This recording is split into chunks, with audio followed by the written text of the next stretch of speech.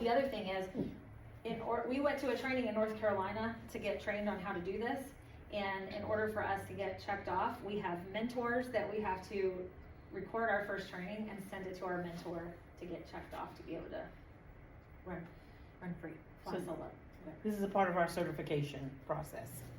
So this is our first one, and here we go. So as you guys know from Kathy, my name is Lakee Patel. My background, educational background, let me specify, is in communication disorders, which most people know or are familiar with as being speech language pathology. So that's my bachelor's and at some graduate level as well. But then I hopped over and went into public health and finished my master's in public health because I wanted to focus on a broader group of people because with a therapeutic background, you know, in public health, you're targeting the population, health issues, whether it's medical health or behavioral health issues that's targeting the society as a whole. And so that's what I'm doing. So now I am Blue Ridge's regional dementia and geriatric specialist. There are 3 of us in the entire state of Virginia, and you guys have one of them. So let's hope I do good. So I think most of us know each other in the room, but I know, like, he probably doesn't know, like, where you all fit in the agency. So if we could just kind of go around the room really quickly, if you could introduce yourself and then say what you do here at the agency. Start with this lady right here. This lady right here. This lady right there. In the pink shirt. Yeah. I'm Cheryl Likens. Hi, Cheryl. I'm the director of our State Hospital District Specialist and PSH. I supervise everybody but Kathleen in the room. I'm Eric Gordon, and I develop the DAP plans, so we can get folks out of the hospital. Okay. He's precious. He is precious. Yeah, you help get people out of the He's state very hospital. precious. Yes, but he deals with a whole All lot of hospitals? stuff for DAP. Remember that funding I Uh-huh. told you about for getting people placed in the community? Okay, nice to The meet you. guru. I'm Amber Hughes. I'm an ALF case manager. Okay, nice to meet you. I'm Kathleen Talbot. I'm the director of mental health skill building in our homeless outreach program, and I'll be over the staff that are at the geriatric unit, Oh. transition center unit. Okay, so you're gonna be working with us at Carrington Collaboration Memory Care. Yep. Well, okay, I'll see you regularly. I'm Ryan. I work with the ALF team. I think I've met you out before. Yep, I think on Williamson Road there's an Alpha over there. I think I Most met you likely. there. Uh-huh. Yeah, I met him. Yep. Yeah. On my first day. I was like, yep. Yeah. Nice to see you. Nice to see you again. And My name is Maggie. I'm a state hospital discharge specialist. I do Catawba plus all of the diversions. okay. So I got lots of geriatrics looking for a place to go right now. Oh, really? Okay, well, we're trying to expand those beds too as well, so Yeah. trying to work on that too, so. I'm Mary Clark, and I'm an ALF case manager. Yes, and I have admired your plans, so. Yes. I'm Leithia. I'm a state hospital discharge specialist. I know we met before at a census meeting at Catawba, so I work, Ah, Yeah. yes, hi.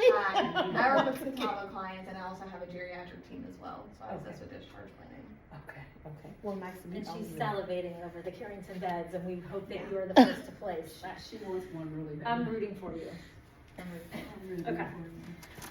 Okay, so I'm just gonna quickly go over the workshop objectives. So by the end of this course, you should be able to compare and contrast typical aging versus atypical aging related to various cognitive functions.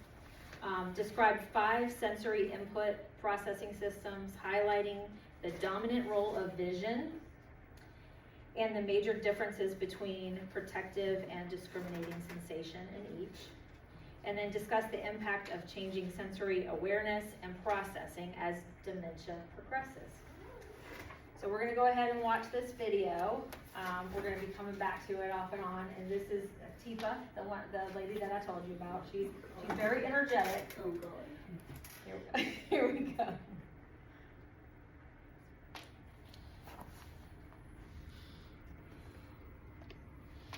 Please let's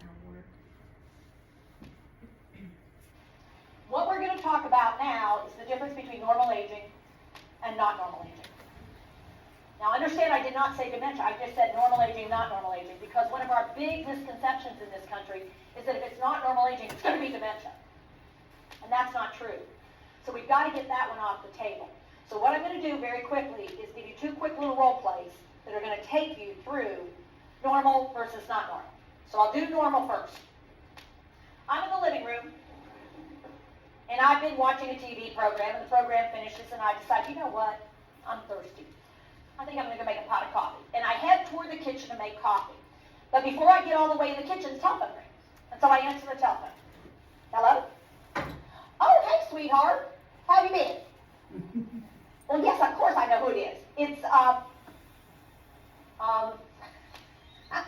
right on the tip of my tongue, starts with B. Betty, of course it's Betty. Sorry. Recognized your voice right away, just couldn't think of your name.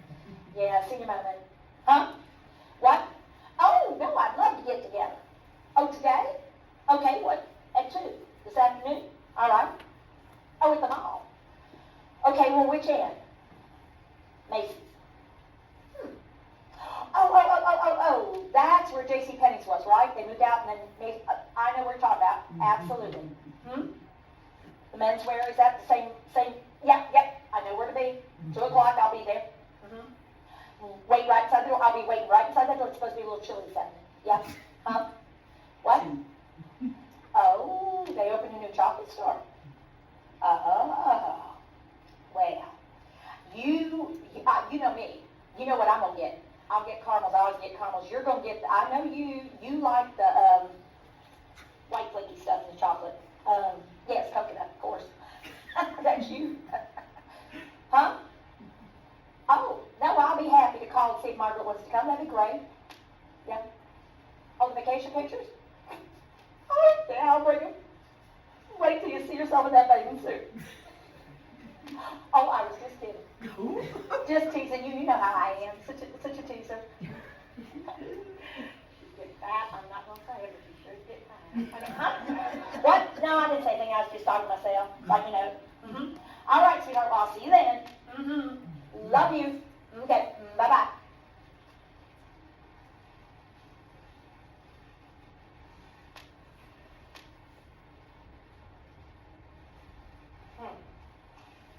What did I come in for? Okay, hang on. Let me think. I was in the living room. I was watching the TV. Program ended. Betty hadn't called. I'd been able to look. Okay, let me think on this. Okay. I was in the living room. I was sitting right here. Okay, and the program ended, and I thought, oh, coughing. Why could I not think of that? Lord knows I'm losing it. Now, all of you've gone dead silent. Because all of your brains are going, oh shit, I have this. Every single one of your brains is going, oh my God. And your brain is going, that's not dementia, that can't be dementia. I don't think that's dementia, that's just normal. Is that normal? I think that's normal. Your brain is talking to itself. One side is going, I think you've got dementia. No, she didn't say that was dementia. I think she said that was just not normal. I think that was okay. That happens every single time. The room gets dead silent. Because if you just think old people are worried about this crap, no, we're all concerned. Because you're going, I think I've done that. I did that just yesterday. What you totally forgot, because in that moment your brain was going, because I said that was normal. I was going to do normal first. So here's what I think I better do. Do this. Roll your shoulders. I think we better do it one more time. You need to let it go. Breathe out all the way, because you guys are going. And by the end, your brain's going, shit, oh my God, you got it. I got it.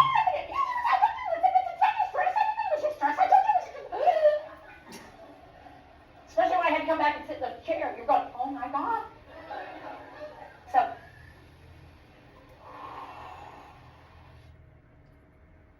Okay. Has anybody ever had a moment like that in your life? Oh! Anybody feel comfortable sharing an example? I mean, that's that's like my daily life, like between kids and animals and coming and going and Yeah. every day, all day. Yeah, this happens to me frequently. Where are my glasses? I cannot see. And they're right here. That sound like me, it's mine. I wear them everywhere. My favorite time was when I was talking to Gail Paysor, and I was getting ready to come into Burl, and I said, okay, well, I have my work phone, but I can't find my personal phone. You're talking I about it. said, she goes, hon, you're on it. I said, what? Yeah, that's a moment. Yeah. I really did raise up. So how do you feel when that happens to you? What is your emotion? What is it? What does It make you scares feel? the heck out of me, Yeah. but I'm special. It's scary. It is scary, you know. I don't know about you, but it makes me nervous. And so my mother, I'll use her as an example all the time. She's 77, and she's doing a lot of this kind of stuff too. And I know, just being her daughter, I'm like, is this normal? Is this okay? Like, she'll do a couple things. I'm like, oh, she forgot that, or she already told me that. And to me, it like makes my stress go up. And so, if you saw in the video there, Tipa, who is full of energy, by the way, I would love to have her energy. She had everybody do 3 deep breaths, because that basically what happens is when you get really flustered like that, and she was flustered and couldn't remember why she went in the kitchen.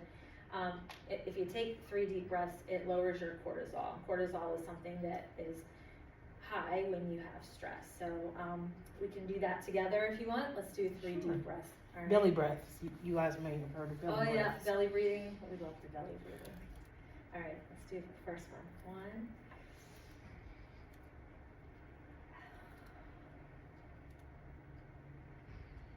2, 3.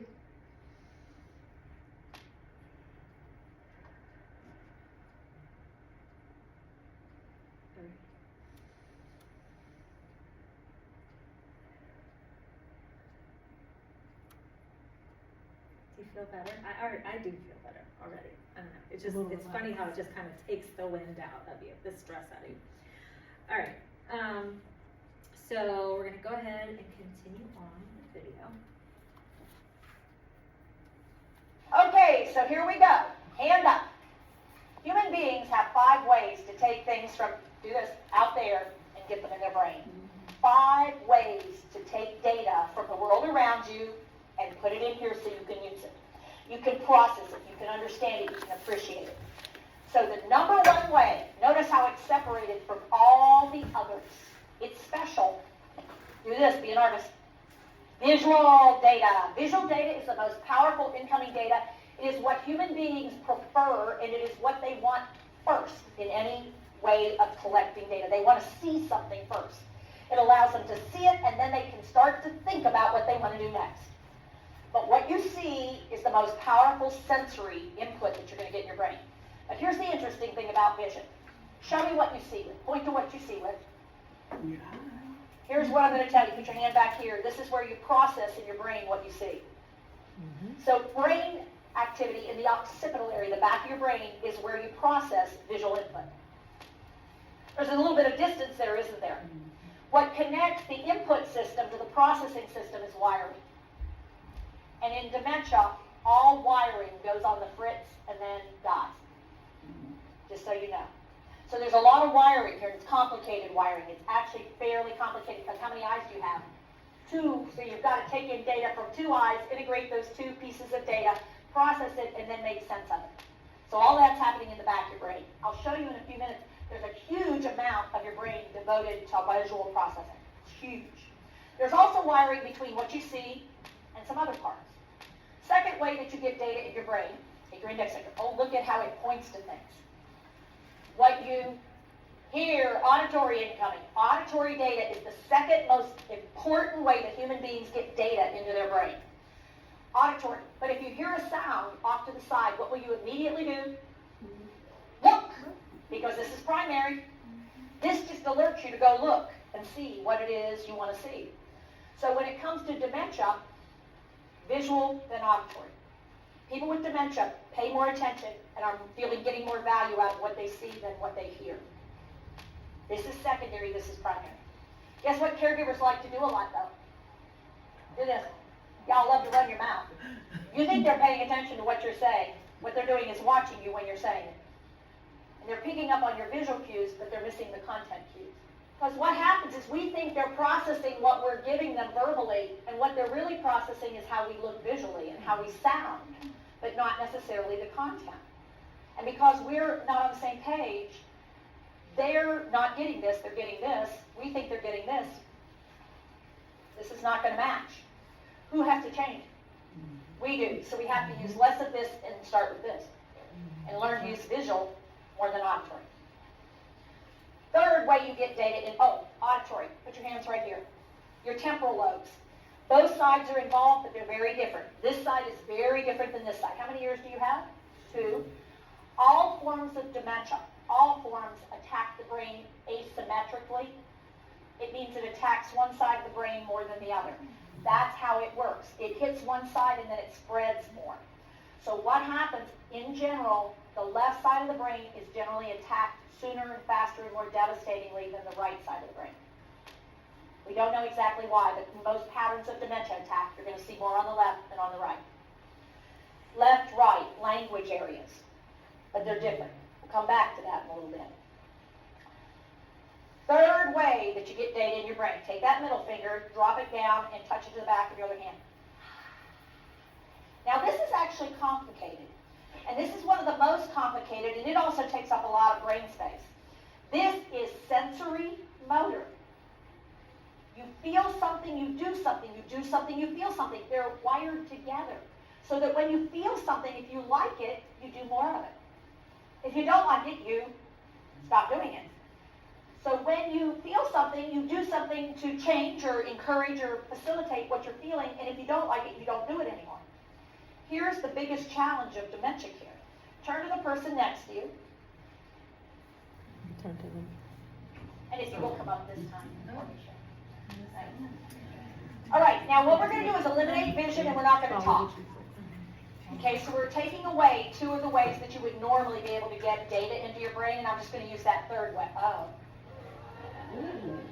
Go ahead and do that so you get the feel of what it feels like when you're doing this. It's okay. So you can already tell where I'm going with this. This is not a good one to start with because most people are not fond of the idea of starting an interaction like this. And I do this particularly so you'll start to get the idea, no touching until you've done a visual verbal, and only then are you allowed to do the touch. You got to make sure they come together. So here's what we're going to do. You close your eyes. People with dementia, put your hands behind your back because I want you to feel incredibly vulnerable. Just pay attention for now. That's what this disease does. It robs you of skills, so you suddenly are pretty vulnerable. And you thought you were competent. Okay, so caregivers, here's what you're going to do. You watch me and do to them what I do to my person. Okay, y'all should have your eyes closed. There should be no peeking. Notice how many of you opened them up to see what I was up to. Yeah, they're sneaky like that. Okay, you ready? We're going to use these.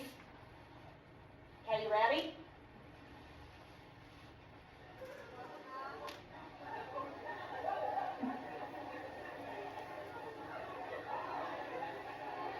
And now, one more.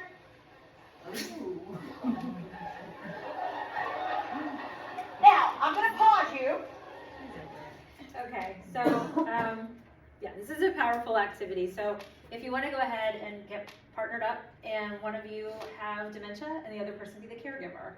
So the person that has dementia, I want you to either sit on your hands or just put them behind your back and then keep your eyes totally shut. The person who is the caregiver, yeah, the person who's the caregiver, you're going to touch the person in some way. I'm nervous. I'm ticklish there, Eric. Stop. You're not supposed to be here. This is an HR moment waiting to happen. It is an HR moment waiting to happen.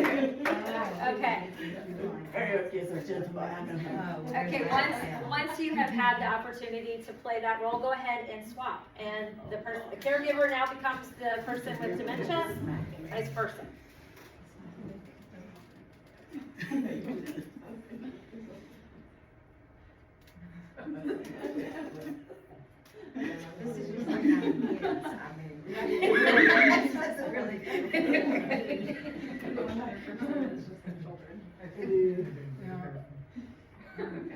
Eric didn't do anything. Eric is so calm. I'm not surprised by this. Okay. Okay, so let's talk about that. How did that feel being the person with dementia?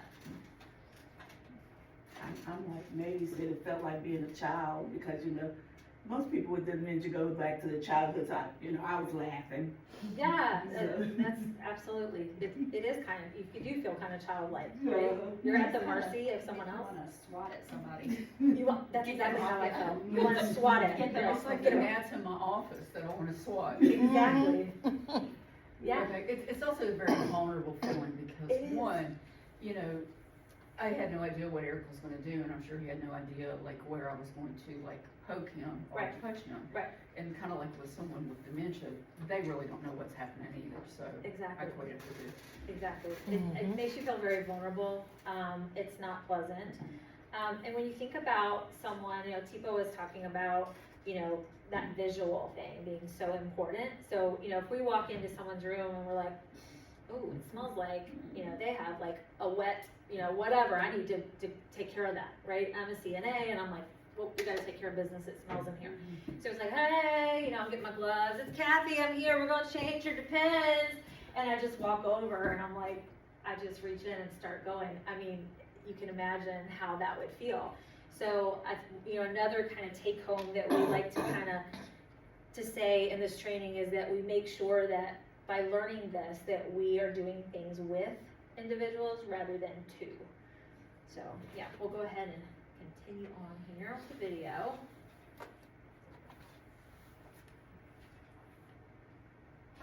How many of you found at some point who were being touched, your eyes flew open?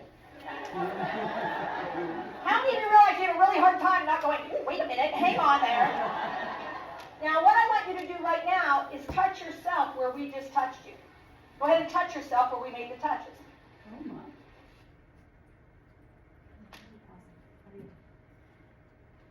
Just touch yourself. So after we've touched ourselves, how did that feel? Normal, right? Because you knew it was coming. So remember, she was talking about that sensory motor. You get feedback from yourself by touching something. So it takes that kind of mysticism out of it. How many of you feel that feels different than when we touched you? Yeah, because if you are doing it yourself, you're actually sending and receiving, and it's a closed circuit. However, when we do to you, it's an open circuit, and for your brain, we eliminated the knowledge of where and when the touch was going to occur, and so your brain was going, oh, oh, oh, oh, oh, oh, oh, oh, oh, oh. It was a hyper alerting, and let me tell you something that we don't think about touch. Light moving touch. Light moving touch, cockroaches crawling on your skin. Clothes rubbing across. Someone sneaking up on you. Light moving touch is an alerting, arousing touch. It's the hyper alert kind of thing. Danger, danger, Will Robinson. Because it says something's coming and you don't know what it is. And so what happens when we put our hands on people, even lightly, so you touch them lightly and say, wake up, sweetheart. Boom! Because it came out of nowhere. So what I'm going to do is have you try something a little different. And we'll really work on this skill this afternoon, but I want you to test drive the model and see if it makes a difference. Okay?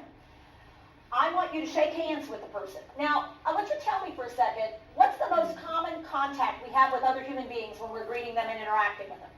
Hand contact, right? So shake hands, and notice the next thing you're going to want to do is leg up. Oh, well, that's a bit of a problem. Because I want to stay connected, because I want to keep the touch so that you'll know what I'm going to do. But the problem is when I lose skill and keep strength, and I like pressure, go ahead and do it. Ow! Wait, Mom, let go! Let go! What are you doing? Okay? Or, if they feel like I'm trying to hold on to them, It makes them want to get away from me. Okay? So what we're going to do is as soon as we shake, where did I tell you you found comfort? So what we're going to do, and I don't want to trap your fingers. I want to leave your fingers free. I want my fingers free, but I want to be connected to you. So what I'm going to do is slide like this. Do this. Open your fingers up, both of you. Open your fingers up. Make them go like this. You should feel like you've created a bird, a butterfly. You're connected, but you're free to move. Close them down. They can hold on to you. They can use strength. They might use skill. It's comforting because you've got pressure down there at the palm. And here's the really cool part. Hold on to them with your strength fingers, and you still can use your skill fingers. How cool is that? And you turn it so you're underneath, which gives the sense of, I'm here to support you and help you, not to try to keep you from doing things. Okay? Okay, so if you all can demonstrate that with your partners. Now, here's what we're going to do. You're going to lay your other hand on top. All right. So, Lakia and I'll show you. See, we have our thumbs up. Like a butterfly. Like a butterfly. Yeah. Yeah. So her hand is on top. The supporter's hand is on The top. supporter's hand is on top. And then she'll put her hand under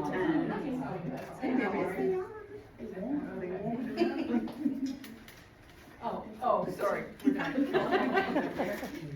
feel okay? Did anybody have It was questions? delightful. It was delightful? Okay, good. Awesome. All right, moving on. Let's talk some more about it. Top of the back of their hand. Try this. Get them to, now this is an interesting phenomenon. The oldest sensory motor tract in the human brain is eye-hand. It is the one that develops first. You put a baby, sit it up at 3 months. What will happen if you let go? Down it goes. It doesn't even have trunk control. Doesn't have head control. But if you lay it on its back, so it doesn't have to do a whole lot of work, and you put the dangly crap down, right in the middle range. They're fascinated by it because they like to see it. And then they're just starting to learn how to do some of this stuff. They're not very good at it. They don't have skill. They just have some strength. They're learning how. And they're learning to move against gravity. And so... and you can watch it when they get it. It's like, look what I did. Did you see it? I have control. And suddenly their excitement builds because they have the feeling that they control the world. So what we're going to do, that's the oldest, most primitive sensory motor system in the brain. It's the one that is going to prevail the longest through the end of this disease. It'll be the last one I lose. Eye-hand. Eye-hand. But I'll lose skill before I lose strength. Okay, I think this is where... But here's the really cool part about human beings. Do This this. is where she talks about the pressure. How cool is this? Visual motor. Watch this. She's here, she's looking around. So let your partner look around for a second. They're distracted, the world's really interesting, they're excited. Wow, how cool is this? Take your other hand, lay it gently on the back, and give a pump in the hand. And no matter what they're doing, they will pause, they will look at the hand, and they will look at you. Let them look away. Pause. Give them a chance. Check. Because when your hand touches something, your eyes want to see what it is. When your eyes are looking at something, it will also draw your hands. That's the other bad news. So what their eye sees, their hand wants to touch. And you're surprised when they start doing it. Well, you're the one that said, exactly. You put it right where they can see it, within arm's reach, and they're going, okay, look, goodies. On the other hand, if I do this, no matter what she's doing, she's going to notice me. Once I've got her looking at me,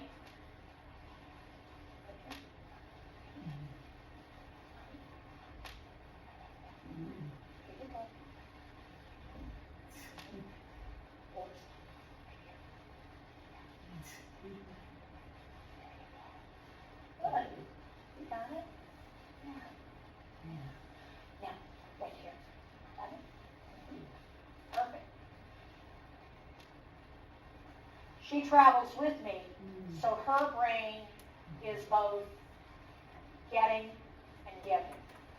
I've reestablished the two parts of the loop so that she is doing with me, I am not doing to her. And she can give me feedback. I'm liking this scared me, this was okay. Take more time here, but this was fine. Did she give me all that feedback? Yeah, we're talking to each other without words. Because what I'm doing is using what she has left to help me communicate with her with the way that she can get the communication, as opposed to overwhelming her system with data. Okay? So with your partner, I want you to give that a try. Feel the difference between touching with versus touching someone. Okay. I gave you all a handout. We talked about, let's see, it's this one right here. So this is important. When we do the hand under hand, remember, the first thing we do is the visual field, right? So I want you guys to get up out of your chairs if you don't mind. And Lakia and I will help go through this. So if you watched Tifa, she demonstrated this with her friend. If you want to walk over here, because I'm recording. Okay. So remember, we talked about visual field, right? So we walk in, Lakia doesn't even know I'm here, and I could be like, oh, hey, Lakia, but remember, what does she process best? What sensory? Visual, right, number one. So as I'm saying hello, I'm going to go, Lakia, hi, it's Kathy. She sees me, right? Okay, so I'm going to go in. How are you? Got the hand under hand, and I'm going to move to her side so she still feels in control. I'm not in front of her, right? And then she, if whatever we're going to want to do, right? We might want to go to the bathroom. We might want to get something to drink. So if you guys could, first of all, just go ahead and practice that with your partner. Hi, Lydia. Oh, yes. I'm going to give you. Hi, Lydia.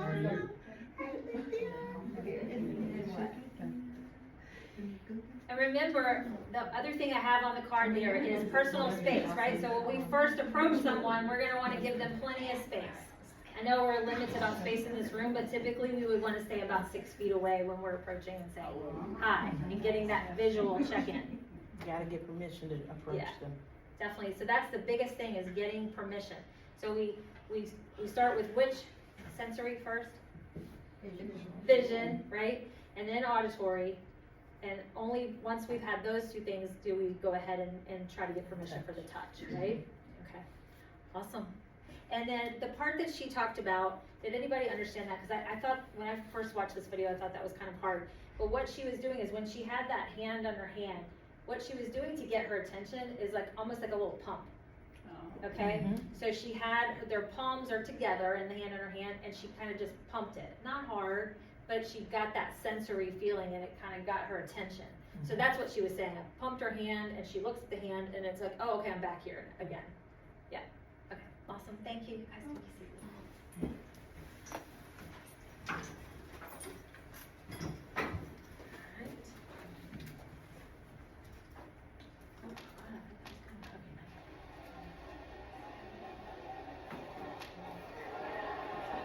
All right. So you're starting to get a sense of this. That kind of assistance has a term, and the term I've given that kind of assistance is hand under hand. It denotes the position of my hand. My hand is under yours. My hand is there to support yours. You're the boss. I'm here to help.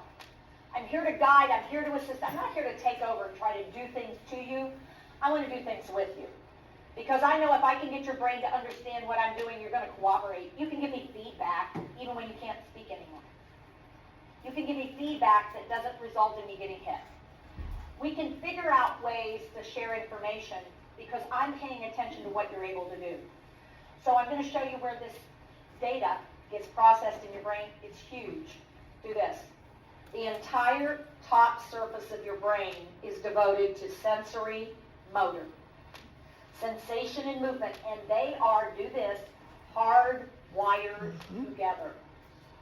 What you feel drives what you do. What you do drives what you feel. Back and forth, back and forth, back and forth. And there is wiring between what you see and what you do. And there is wiring in a normal brain between auditory processing and sensory motor processing. So if I were to say to you all, stand up, we're going to go downstairs, your brain would take in that auditory data, translate that into an action statement, and get your body organized to stand up, and you would even know where we were heading.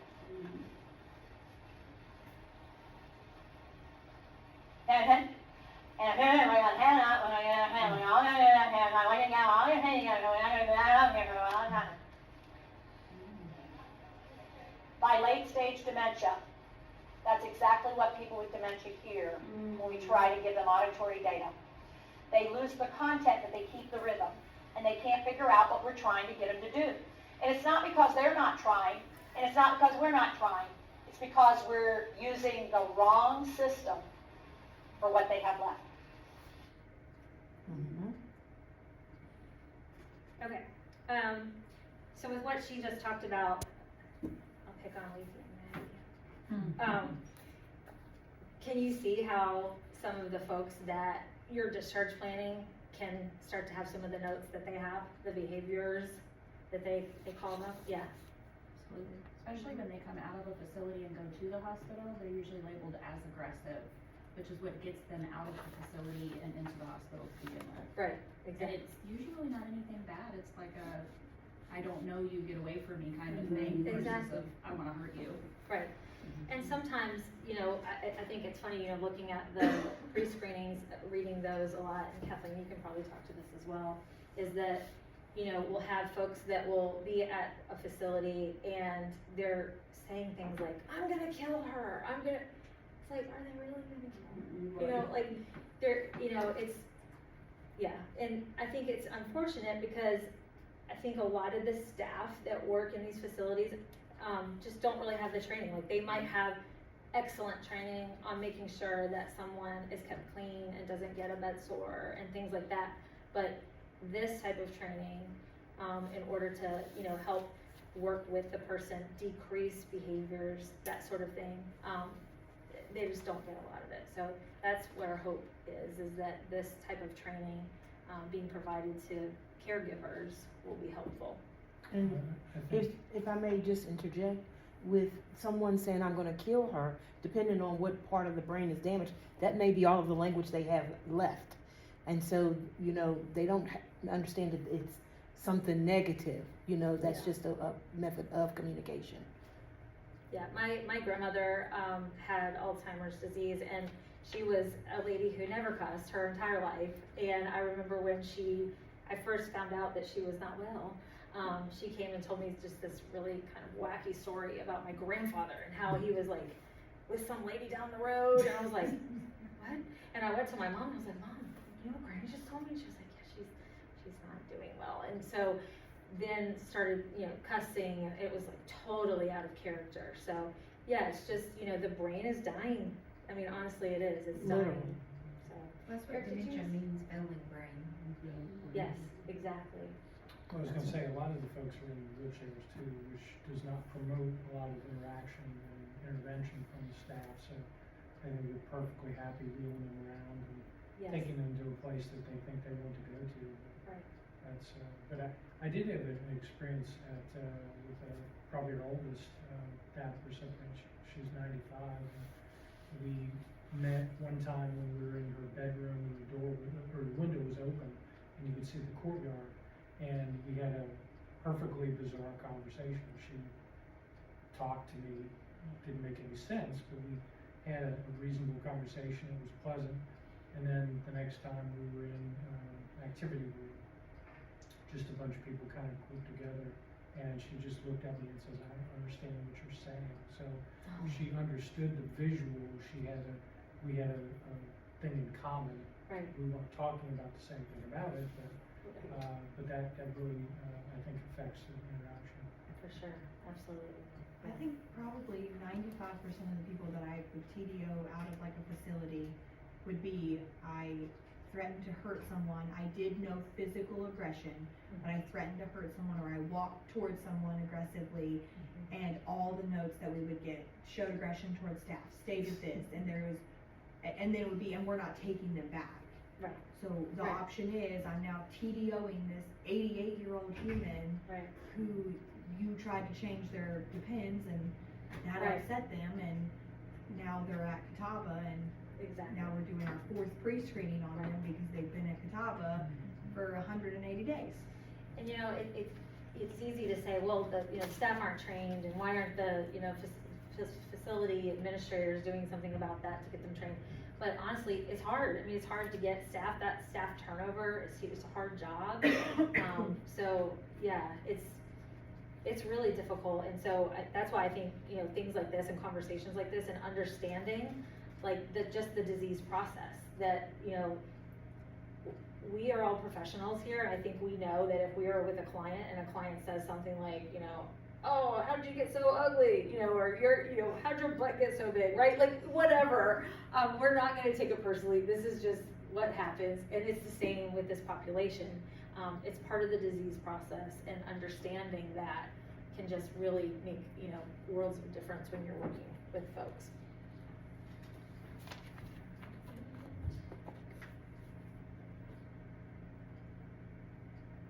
So the other two, what you smell and what you taste, those are your 5 senses. Those are the ways you get data into your brain. So what are they? What you see, what you hear, what you feel and do, what you smell, and what you taste. These 3 are your skill manipulators. These 2 are strong and primitive. But people with dementia are just in the opposite way, like children when it comes to sensory data. Children develop which of these first? Curiosity or safety awareness?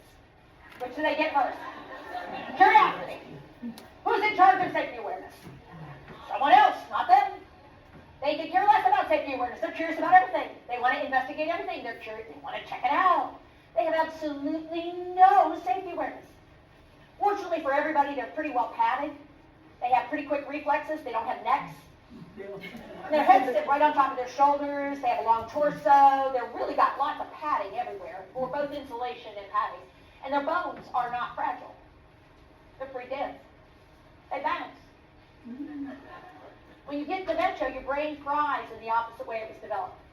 It dies. It fries. It's not working in the opposite way. So what are they going to keep? Curiosity. What are they going to lose? Safety awareness. Here's a heads up. You're not my mother. I resent it when you try to be my mother because I've lived a rich full life. I am not 3 years old. I am not 18 months old. You don't treat me like that. And yet my skill set requires that you figure out how to create an environment that's safe for me. But it still has to have this or I won't stay there. But if it's too much, I get overwhelmed. And it's not safe. And I don't have what they have. I don't have padding. My bones are fragile. My fat pads have all gone to my trunk. I don't have it in my extremities. And I'm losing skills, and I lose them in the opposite way I develop them. That's the reality.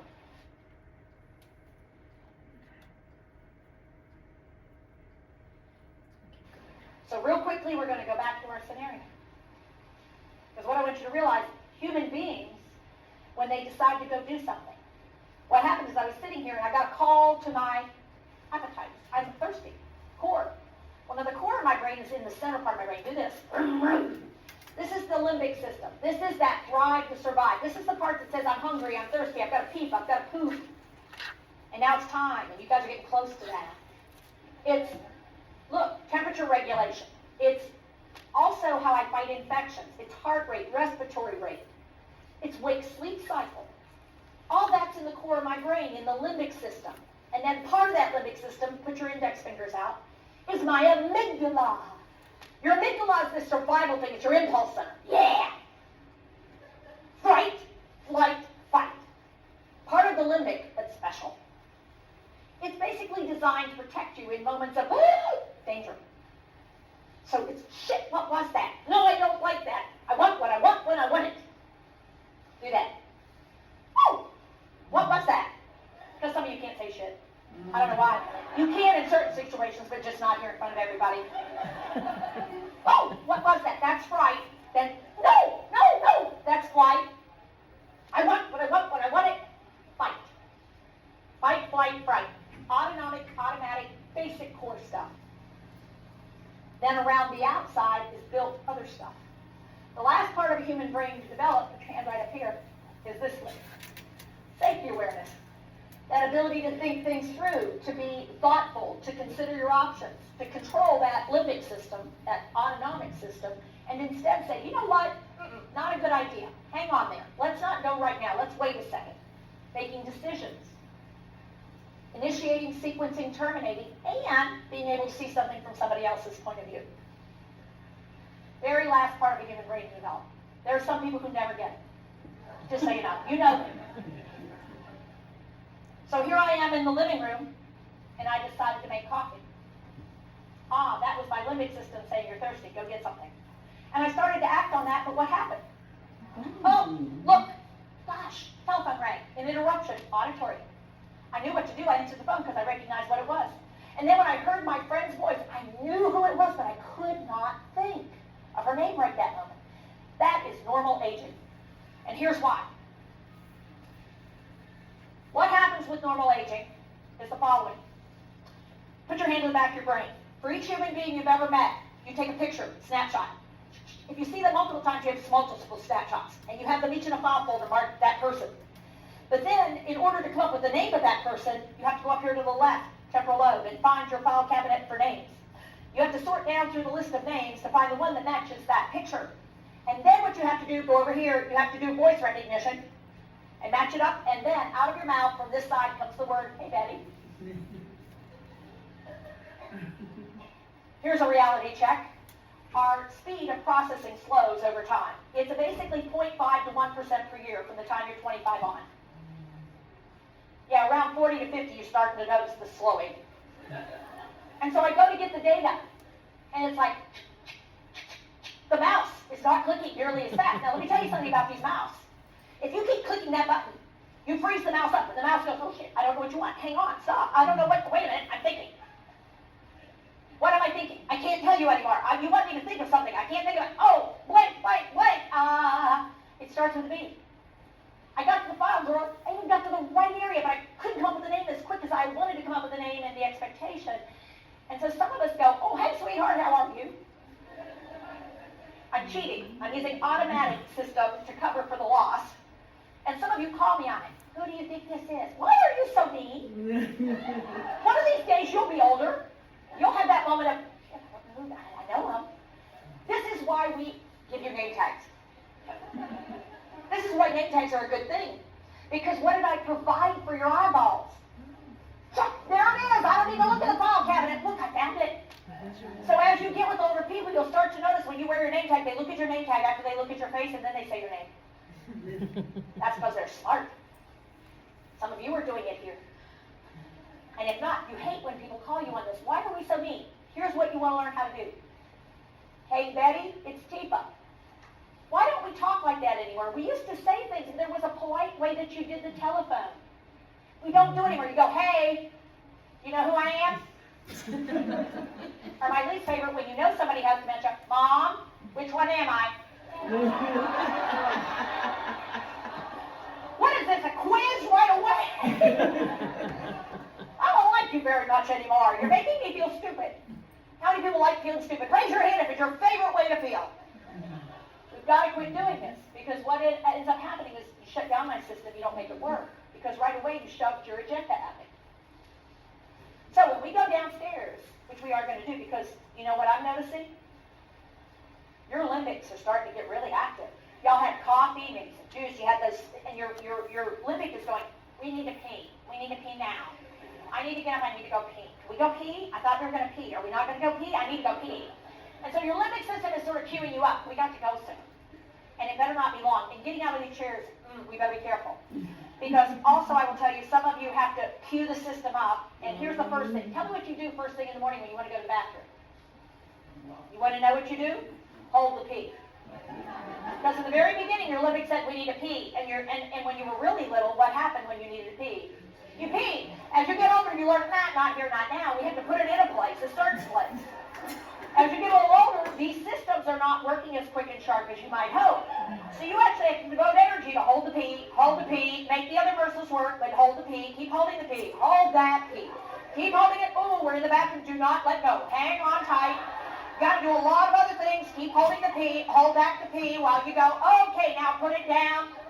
Now the guys have another problem. Okay, now you can let go. Okay, really, you can.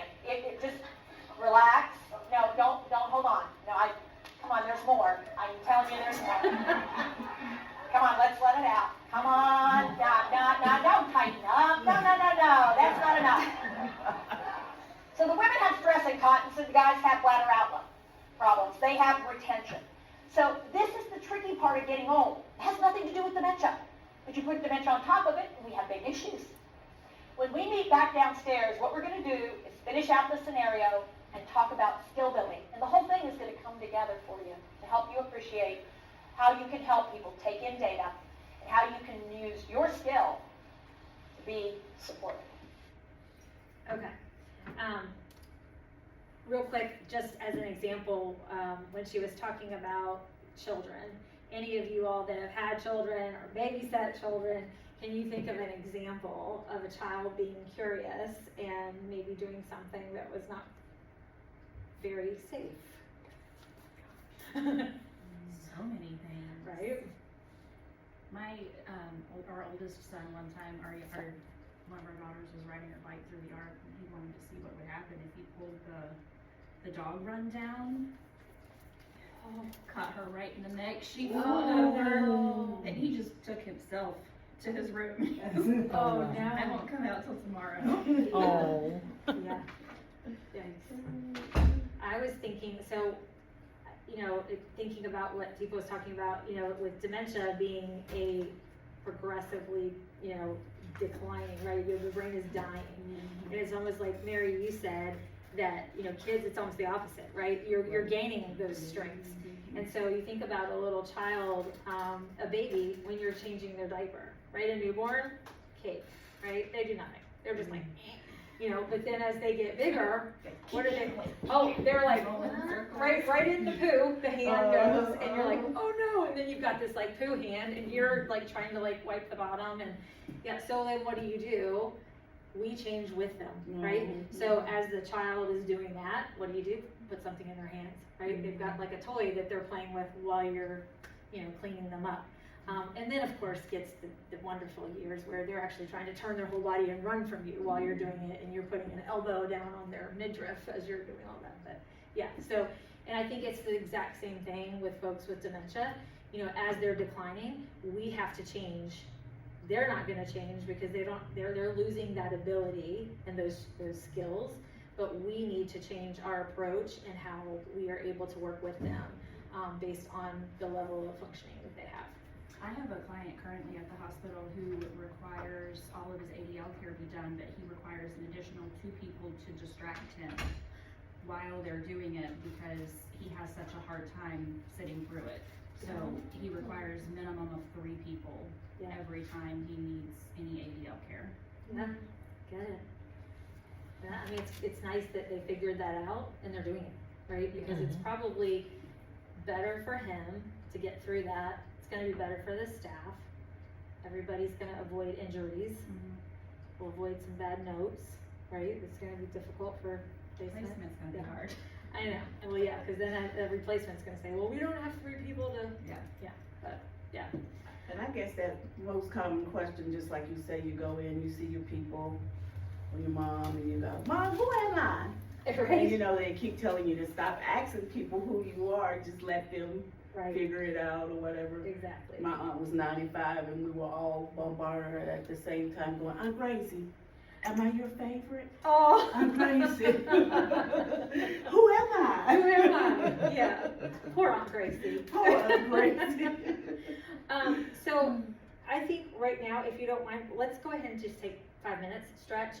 go potty, get something to drink, whatever, and then we'll We'll yeah, resume. you can practice what you did by holding it until you get to the potty, hold. I was gonna say, there's some more. Right. Okay. What's wrong? Oh, do the visual exercise first before we start. Yep. Cool, okay. Do you know where that is in the book? I have it right here. The one with the goggles. Yeah, but I'm just saying this is where we want to Yeah, where you're gonna start. with that exercise. Do you want me to leave my book right here so you can see it? Those tattoos.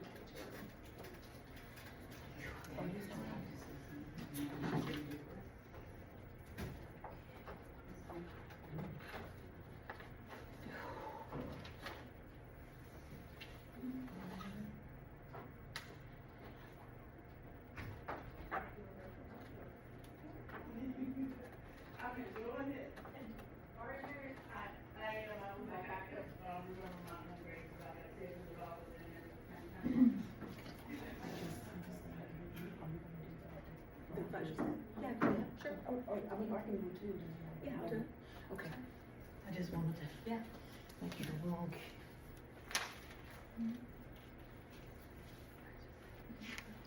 I keep forgetting that I don't have my watch on today and I keep looking at my wrist. There's something there.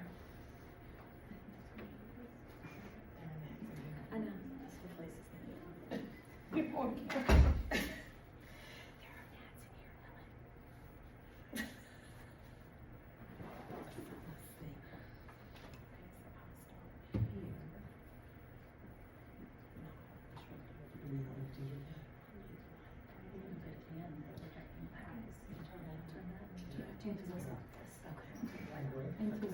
Into where?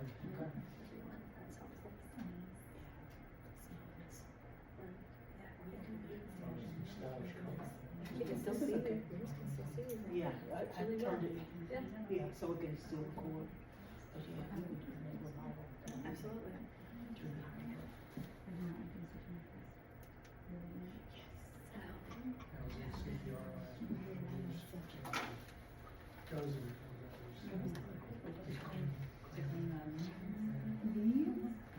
well, They didn't have like packets with the big ones that go out? not until later.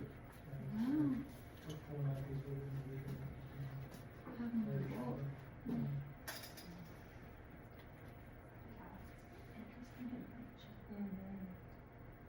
Yeah.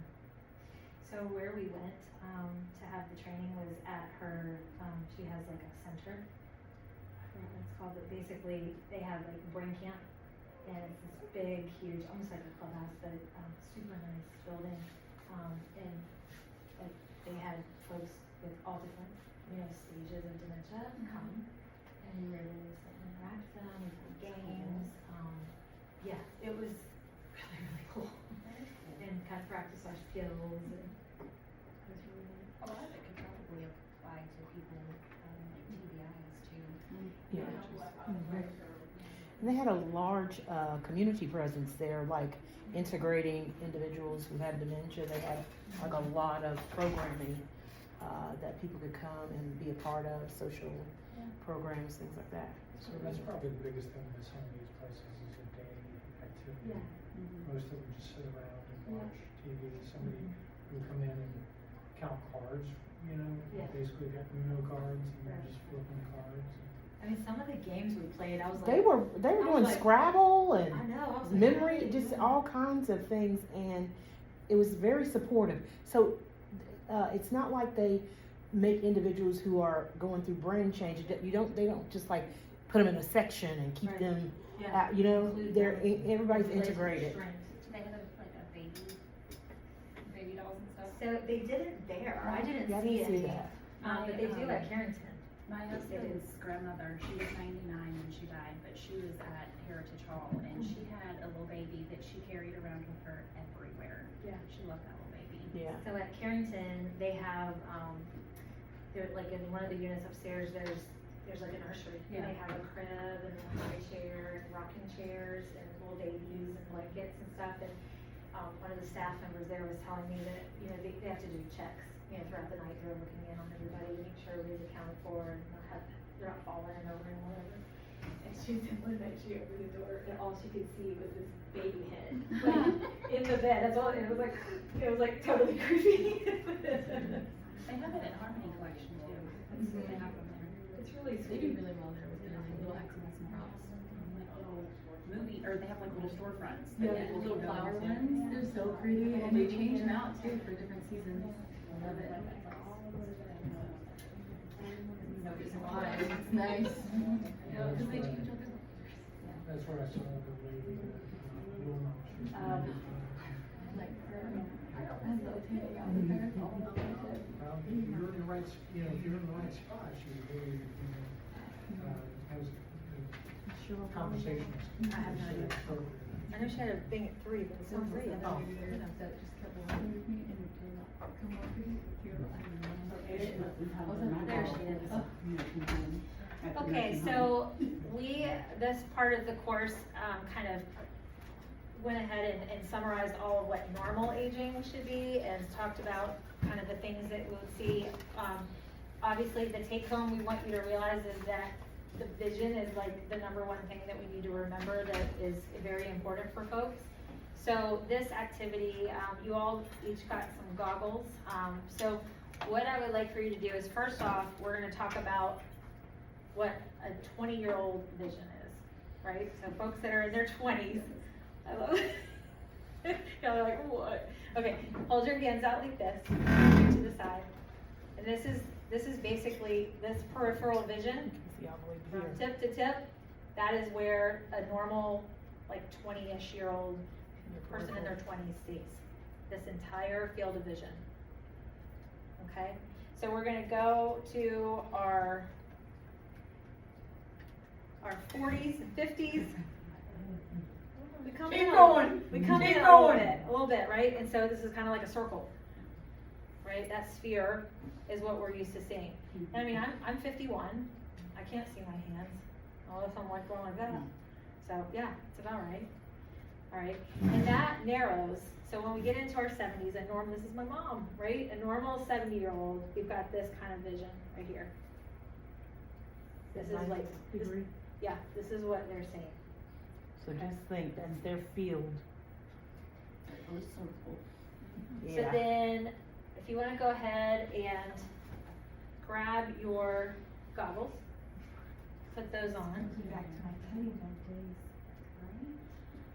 Right? Yeah, tanning bed. It's your tanning bed goggles.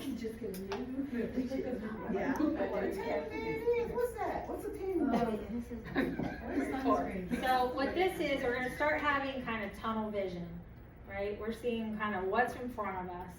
I can always see that light up Right. here in front of you. And when you put those on, that is called binocular vision. Binocular vision. That is all you're seeing. That's their view. Their Can't visual see view. anything. It's hard.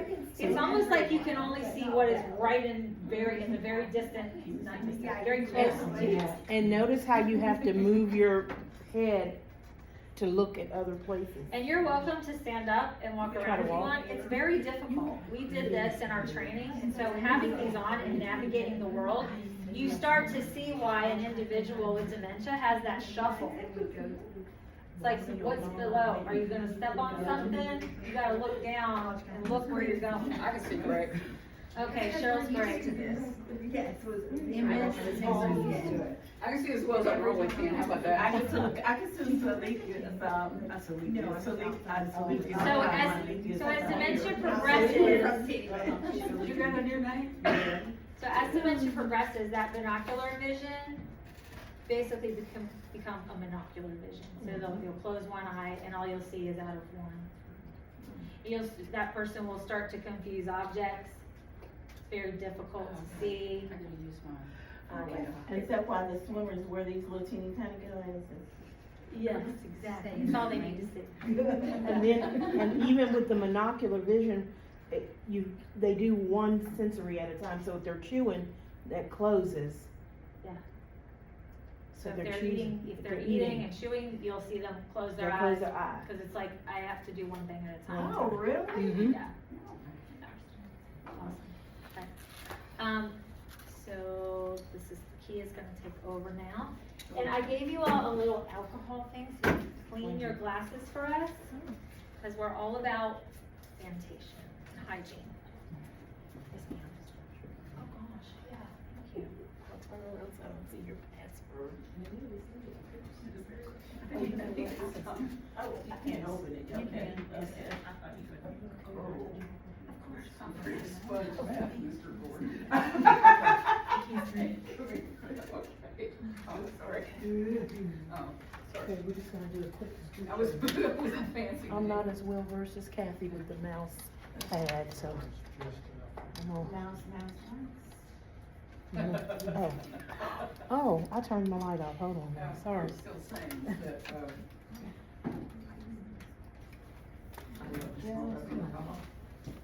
I might have to smell it.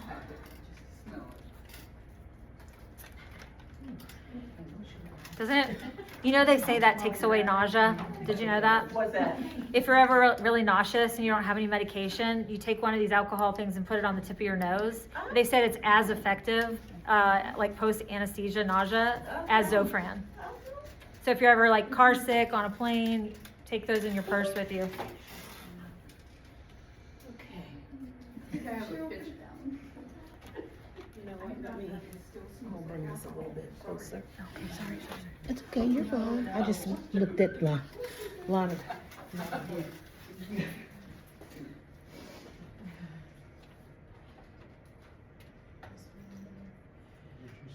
Okay, everybody, so we're gonna start again.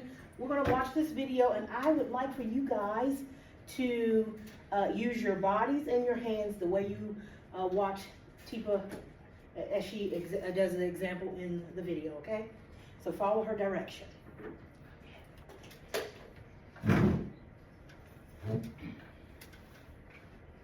We need to do a quick review because we've changed places. And one of the things we know about brains is where you learn and hear something matters.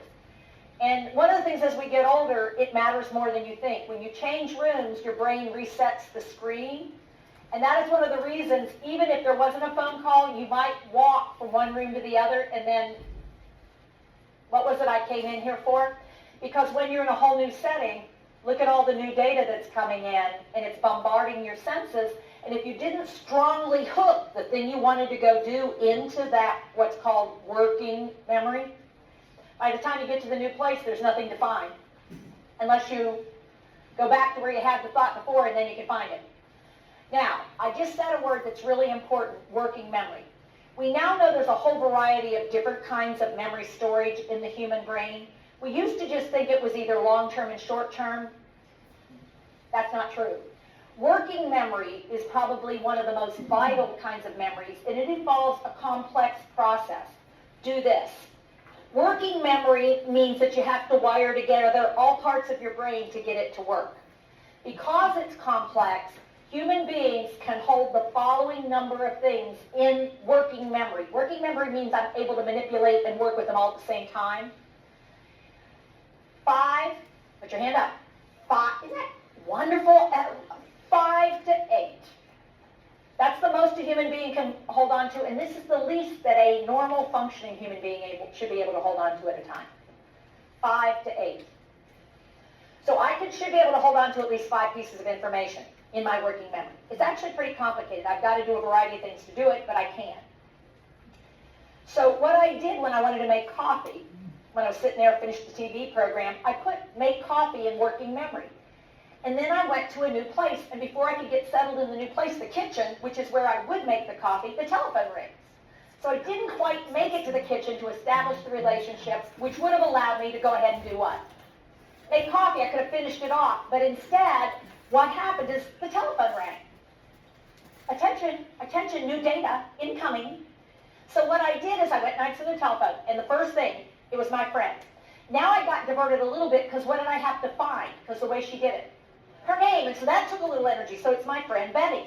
And then she asked me a question, do you want to meet? She gave me data at 2 o'clock, at the mall, at Macy's. She told me there was a new chocolate store that opened. And then I had to hold on to the information about that, and then I had to go find the thing that I know she likes. So I had to go do that, and it was the white, shut up. The white, now that reaction was you trying to give me more data when I was already trying to work with data. And so what did you notice my little limbic did? Shut up, I don't like that.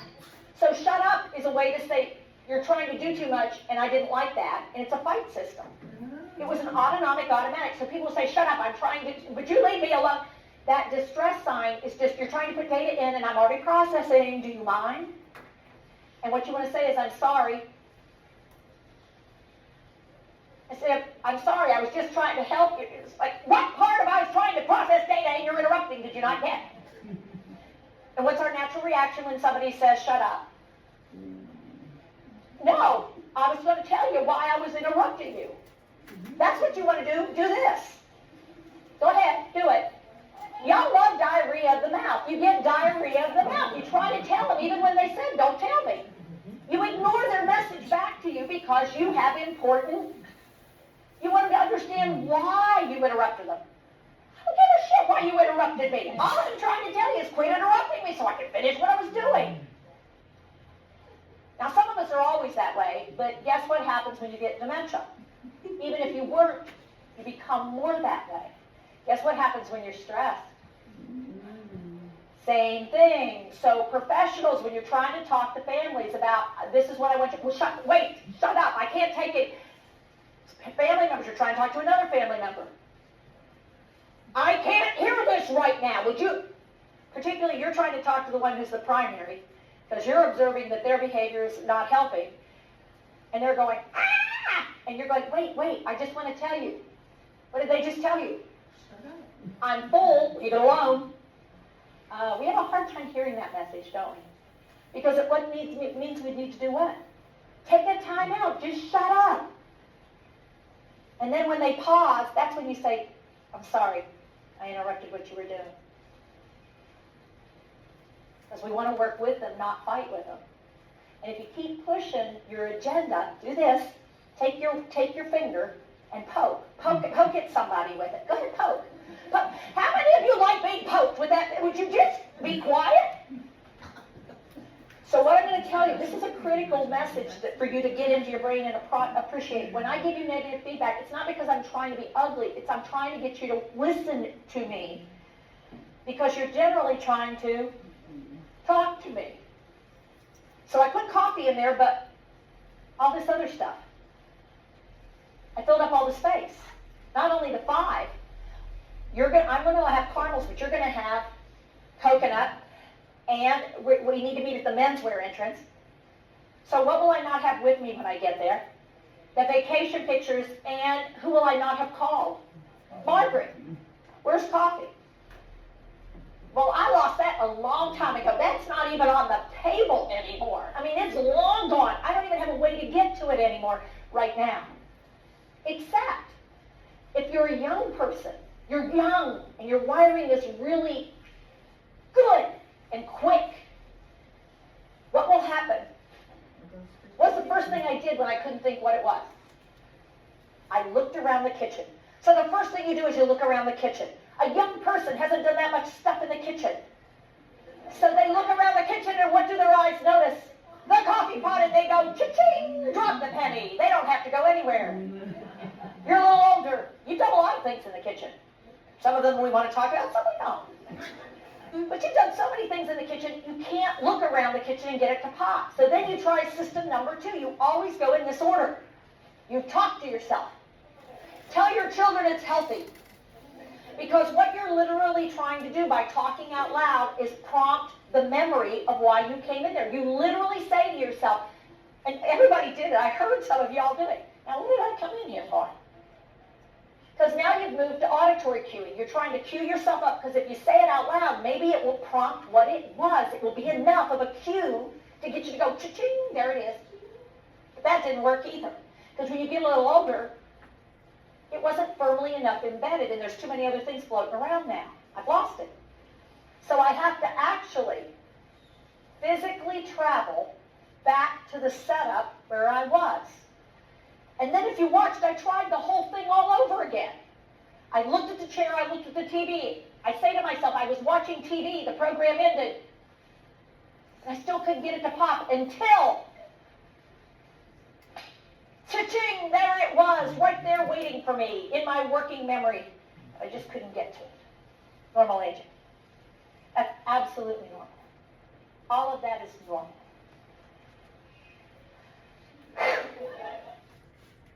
Okay, so what I want to do, let's have a discussion, okay? So as she just mentioned, the scenario that you saw her act out, that was considered normal or typical aging. So if you guys would share with us, what did you guys notice that happened in that scenario? When she was on the phone talking to the friend, what did you guys see happen? You guys share with me? If you can remember that Can far you back. remember? So what, she couldn't recall a word, she tried to describe the word to get it to pop out. Was that one thing she did? She What couldn't else? remember coconut. Yeah. She called it the white flaky stuff Try to- inside the chocolate. Couldn't remember her Circumlocution, name. Yeah. going around it, not quite getting it. What about, she hesitated frequently, right? During that conversation. She paused, you may pause when you're trying to find the word. New data, new information can remind you of old information, and that's what gets, brings the information to you. Remembrance, yeah? Do you all understand where we're going? Yeah? Yes? No? Help, I'm sinking. Okay. So what we're gonna have a little activity here.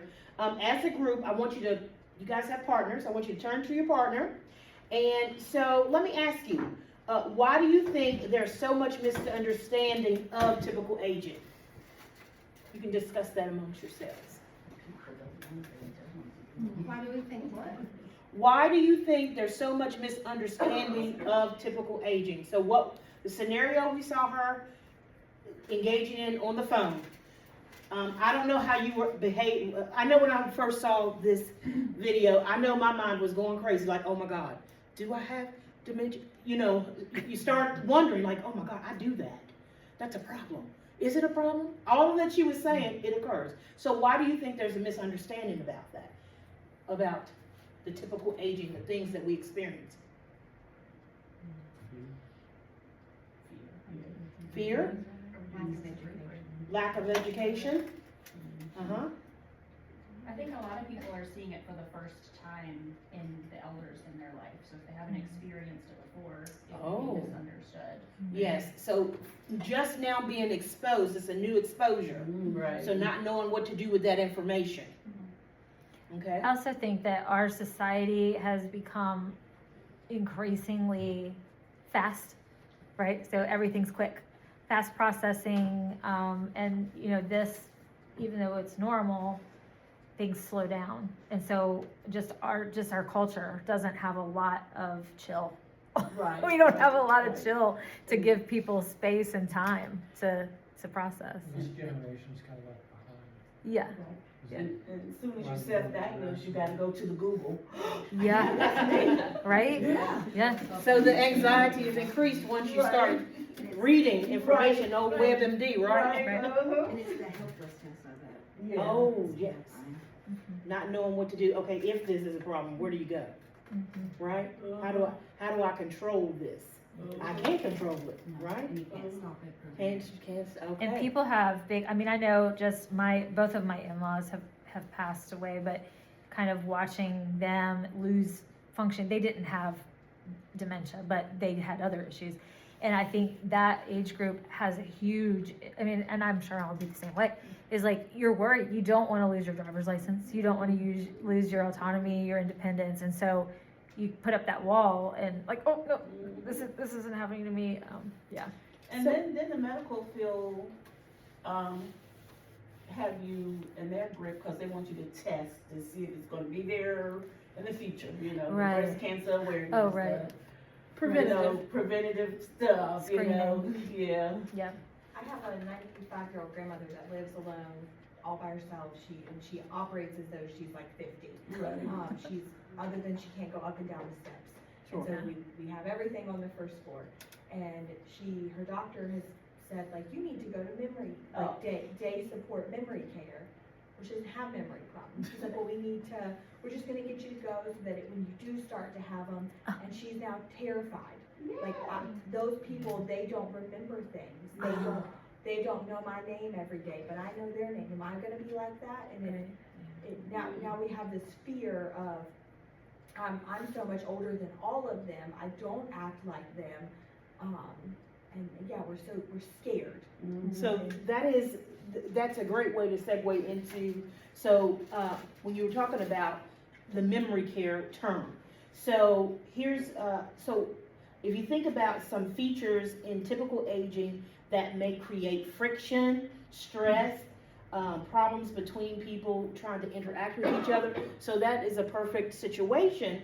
Your grandmother, right? You said she's up and at it, and the doctor uses a term, language, that communication that sends red flags. It causes her stress, right? Maybe if he would use a different terminology, hey, a social zone or something, maybe she would, be more relaxed, like, oh yeah, I used to be a social butterfly in my day. A different term to help ease that fear. And the thing is, are they offering the services that she does need? Like, is there something that she would get out of it? Why is he specifically thinking that type of setting is the best for her? So that is something that you would discuss and, investigate, right? So, y'all, please be patient with me. This is my first time to stick to the script.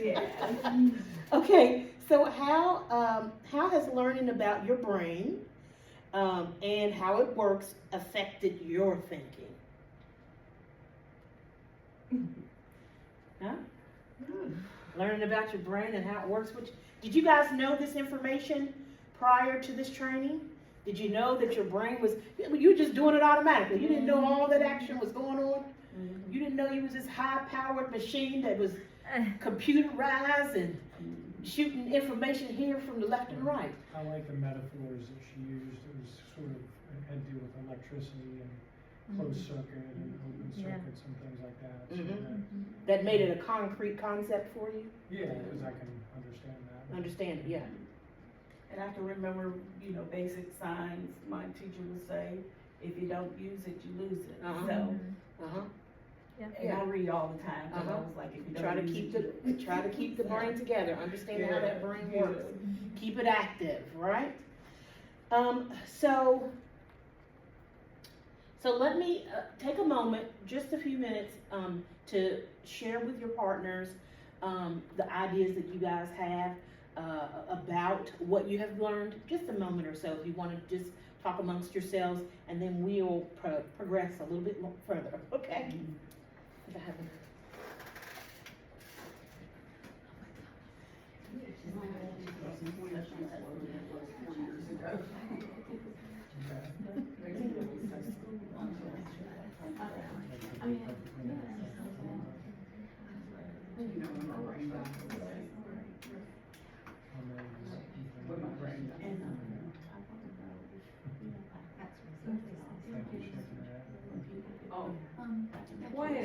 Stop saying your brain died. It did. It did.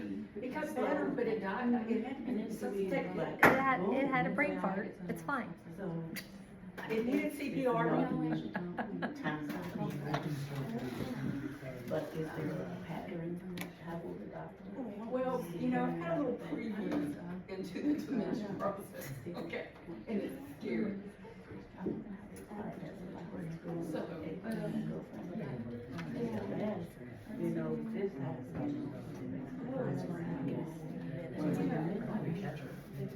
This This is chatting now. that's what we're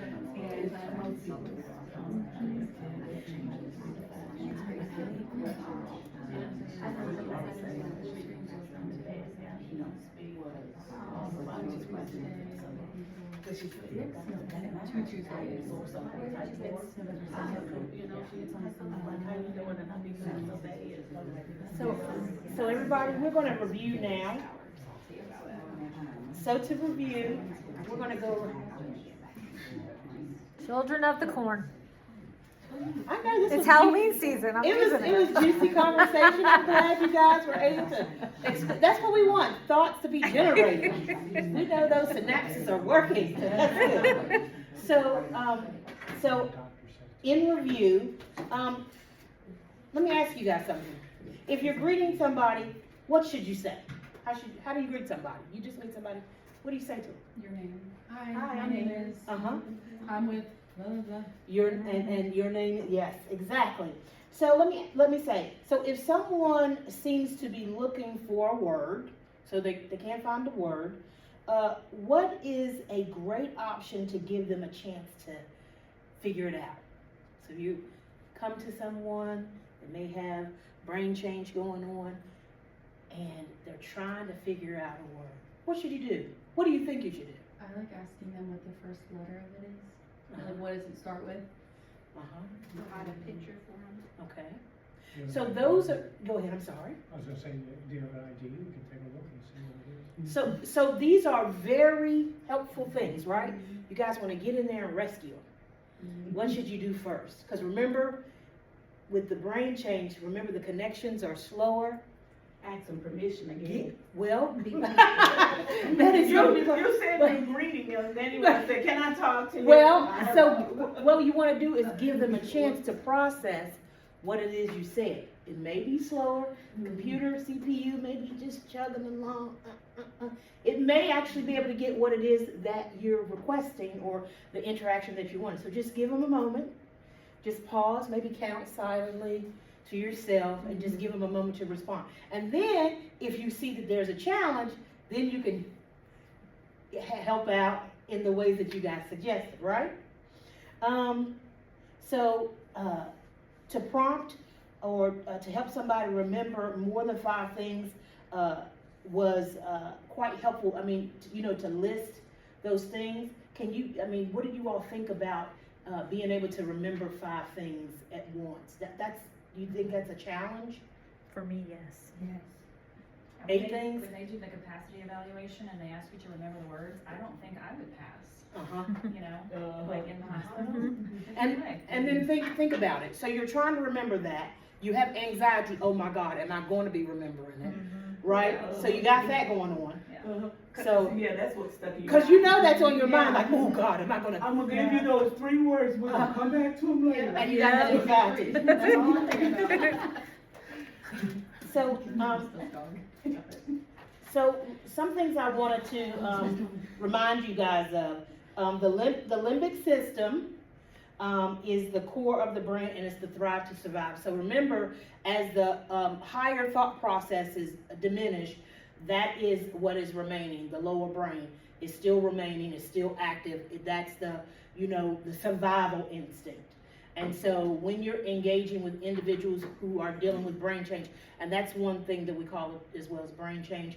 And as Kathy had mentioned earlier, the neurons or nerve cells are actually dying. And so it is brain failure. The amygdala is the part of the brain that helps you to know that there's a threat, and it's automatic, and it causes that survival reaction, okay? When we talk about core instincts or core parts of survival, we're looking at hunger, thirst, elimination, wake, sleep, to fight infection, the heart, and breathing rate. So that's what's controlled. It's that thing that it's automatic, it's involuntary, right? So if you think about it, as we talked earlier with the vision, the limited vision. So if you think about with your goggles, you don't have to put them back on, but if you think about wearing those goggles, and you are behaving as someone who is in brain change, right? You're wearing those goggles, and you're sitting there, and somebody comes from this direction to you. Well, do you think that is going to be a pleasurable experience? You can't even see to here. So if my vision is here, here and you come and touch me from behind, what's gonna be the response? And what you gonna get? The TDO? TDO in Vic. Right, but hold on, could you have approached me, Kathy, can you come here? Could the person have approached me, hi, I'm LaKey, and you know, you're in their vision, and then when she's smiling at me, so what does that let me know? May not talk to me. She may say, come on over here. But she may not have that skill, but that smile, and she's not in a defensive posture, right? So that lets me know. That lets me know I can approach, and then I'm gonna get on the stronger side, right? So. For me, it's the left, but I'm weird. I know. You're left-handed. I'm left-handed. So we're gonna watch the video again. We're gonna watch Tifa again.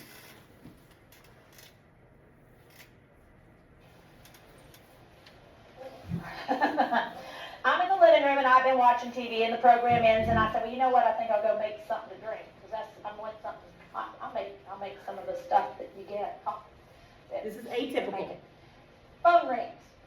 Hello? Hey, sweetheart. Yeah. Mm-hmm. Who is this exactly? Betty who? Oh. Well, why didn't you say? Okay. Well, what do you want? Me? Today? Why do you wait till the last minute? I wish you'd tell me ahead of time. Well, I don't remember you talking about it at Bridge. Did you talk about it at Bridge? Well, you talk all the time at Bridge. Your mouth runs incessantly. Huh? Well, okay, I don't mean to be mean, but you just talk a lot, that's all. What? Oh, you want to meet at the mall? Okay, well, that's fine. Which end? 2 o'clock? Yeah. Macy's? Well, honey, I don't think there's a Macy's at that mall. Where's there a Macy's? No, that's a J.C. Penney. It's a J.C. Penney's. I have a card with them. I have a credit card with them. I know what it is. I buy things there. What do you mean they moved out? No, I shopped there not long ago. There's no way they moved out. Did they just close up? Well, good Lord. No, that's still, you sure? I think you're wrong. Well, fine, I'll meet you at that end. I know what you're talking about then. Huh? Inside the men's, well, of course I know where inside the men's wear is, but you better get to the right store. You're not going to be there. Huh? All right, well, fine, whatever. What? Oh, they opened a chocolate store. Well, you know me, I love that. That's my favorite. What? Well, I'll have caramel, and you'll get the, oh, you like the kind of brown hairy ball and the brown stuff. What do you mean, what am I talking about? I'm talking about the brown hairy ball kind that you like. You like the brown hairy ball. Do you speak English? Honest to God, get what you want. I don't give a shit. I mean, whatever. I'm going to start arguing about this. Huh? Well, no, I'll call her and see if she wants to come. That's fine. What? The vacation pictures? Oh, about on the boat? Yeah, I'll bring her. Wait till you see yourself in that bathing. Well, honey, you look like a cat. Now, I'm telling you, your butt cheek is hanging out so bad. I mean, it looks I mean, you must have put on, what, 30 pounds? I mean, you're eating too many of the brown hairy ball things. That's what's going on. I mean, that's all I can tell you about it, because you got to be sucking them down because the way it's covered. Well, if you don't like looking the way you look, you should do something about it. That's what I say. Well, listen, do you want to get together, or are you going to get an attitude? Well, then I'll see you there, too. That's fine. I don't know why you're so stirred up. You're the one eating. All right, then. Shit. I mean, I don't know what her problem is. The Lord, she gets an attitude. Now, let me think here. Oh. A dirty cup. A coffee cup. Now, I told my son that I was fairly sure that gypsies were coming in here at night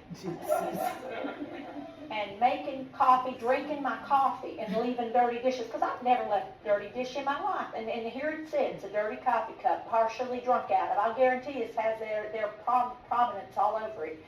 And I better go check the bathroom, because sure, when they get in here and get that, they'll steal toilet paper too. They always steal toilet paper. Look at that. See, the roll's empty again. They come in here, and he thinks I'm not nuts, because I saw that it's gone.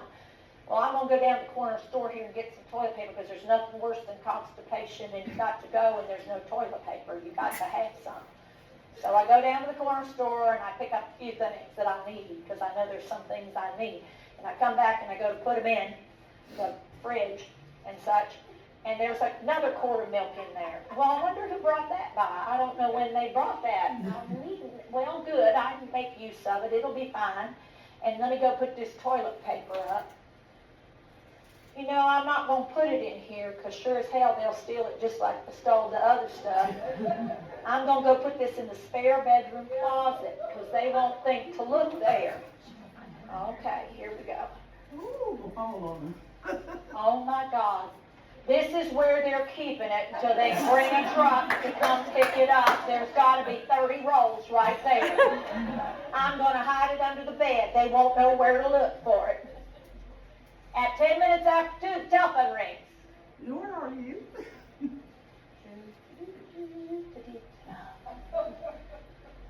Hello? Well, hi there. How are you? What do you mean, where am I? I'm at home. Where are you? Well, what are you doing at the mall? Well, if you wanted me to come to the mall, you should have called me. I can't read your mind.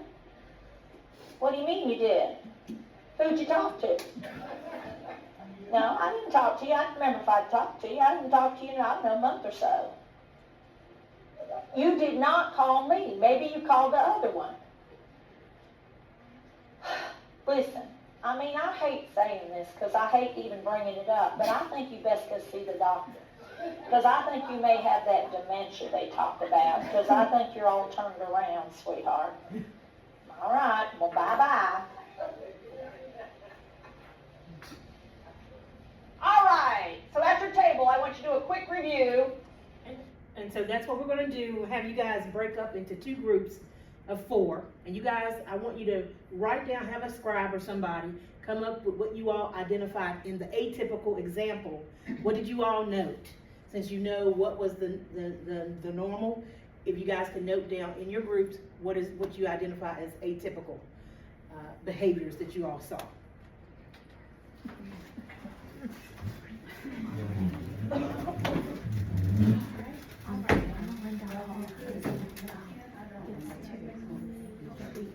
Oh, is it the right time? It works? Oh. I'm gonna run and get medicine out of my purse. Oh, it's 2:44. So we got. We're doing good. We gotta roll it. Yeah.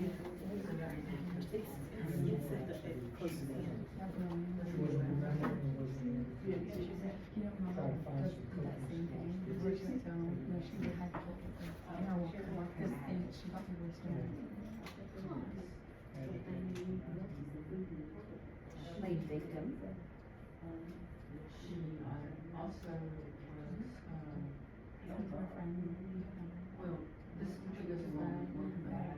She was less reasonable in terms of less rational, less reasonable. And it's gonna pass. Like, honestly, when someone It's not the worst. It's like she needs to get ready, she needs to be punished for her.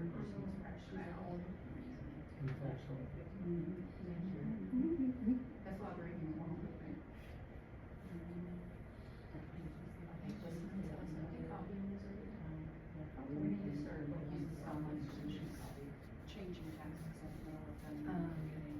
It paralleled him. She felt like when she can't remember things, she went to the extreme. She also catastrophized. She didn't remember what she was asked for other times before. Purchased. She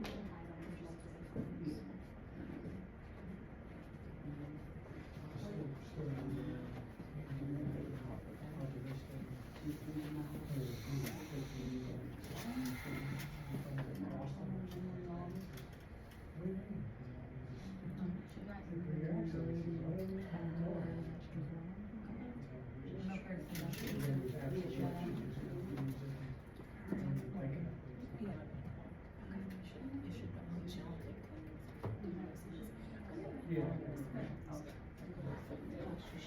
obviously that goes without saying there's no filter, she's not able to word things in a way that's nice.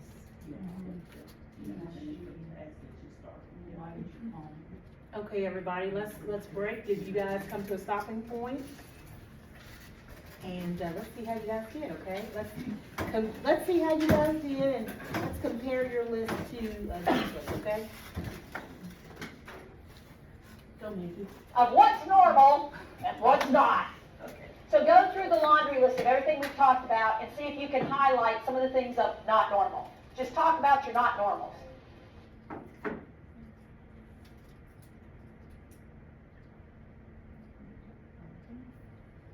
Okay, I'm gonna pause it.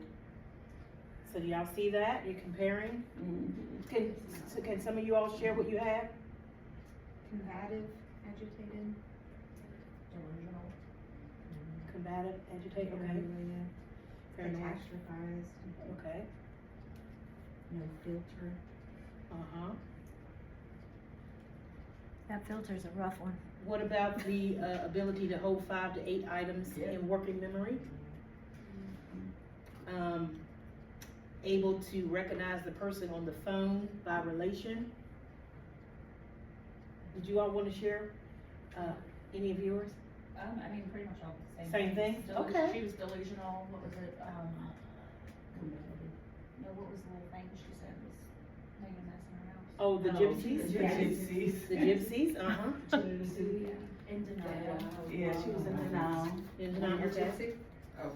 So that was Oh, sorry. what about the ability to control impulsive speech and ideas? Y'all remember that?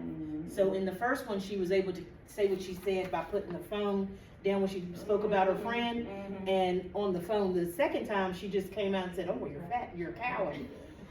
Boy, you see, unable to control that, right? She put on 30 pounds. Put on 30 pounds. Well, she said she was a cow, didn't she? She did. She said the coward. Okay. So,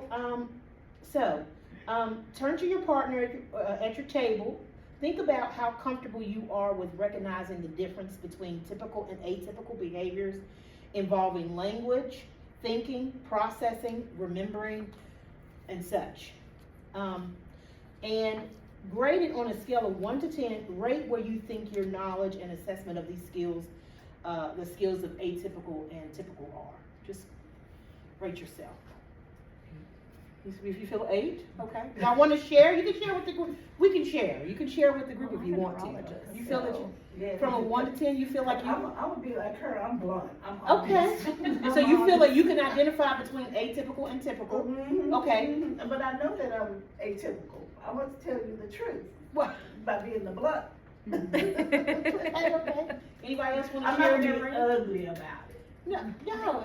For me, it's subjective, it depends on who I'm talking to and what I'm doing. Okay. Okay. It Alright, does Mary. depend on how well you know the person. Okay.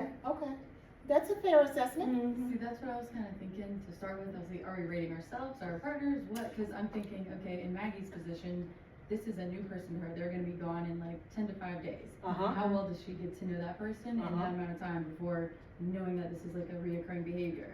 Rather than with like my grandma, I know her behaviors before for years and years. So it really just. So it sounds like with your grandmother, you would be more confident in your ability. I think to hospitals also provide, restrictions that prevent behaviors from being seen, whereas when they're in the community, they're able to do things that they wouldn't otherwise be able to do. Okay. So that's how it interesting. impacts their ability to function in the community. So are you saying, are you suggesting there's like medical restraints or like medicine A lot of restraints? people with dementia get lost and wander. When they're in the hospital, they can't leave. That's right. So there's no way to judge how they would be in the community versus in a more restrictive setting. But you could see that behavior, because they would probably be seeking. Sometimes They they would do, see. yeah. Okay. But I understand what you're saying. Yeah. Okay. But we also can't see if they're if they're in the hospital and they're exit seeking, we don't know where they're trying to go on the other side. Whereas in the community, we can see that they're trying to go to an old house or to a loved one's. What that final destination is. Right. Okay, well, thank you guys for sharing.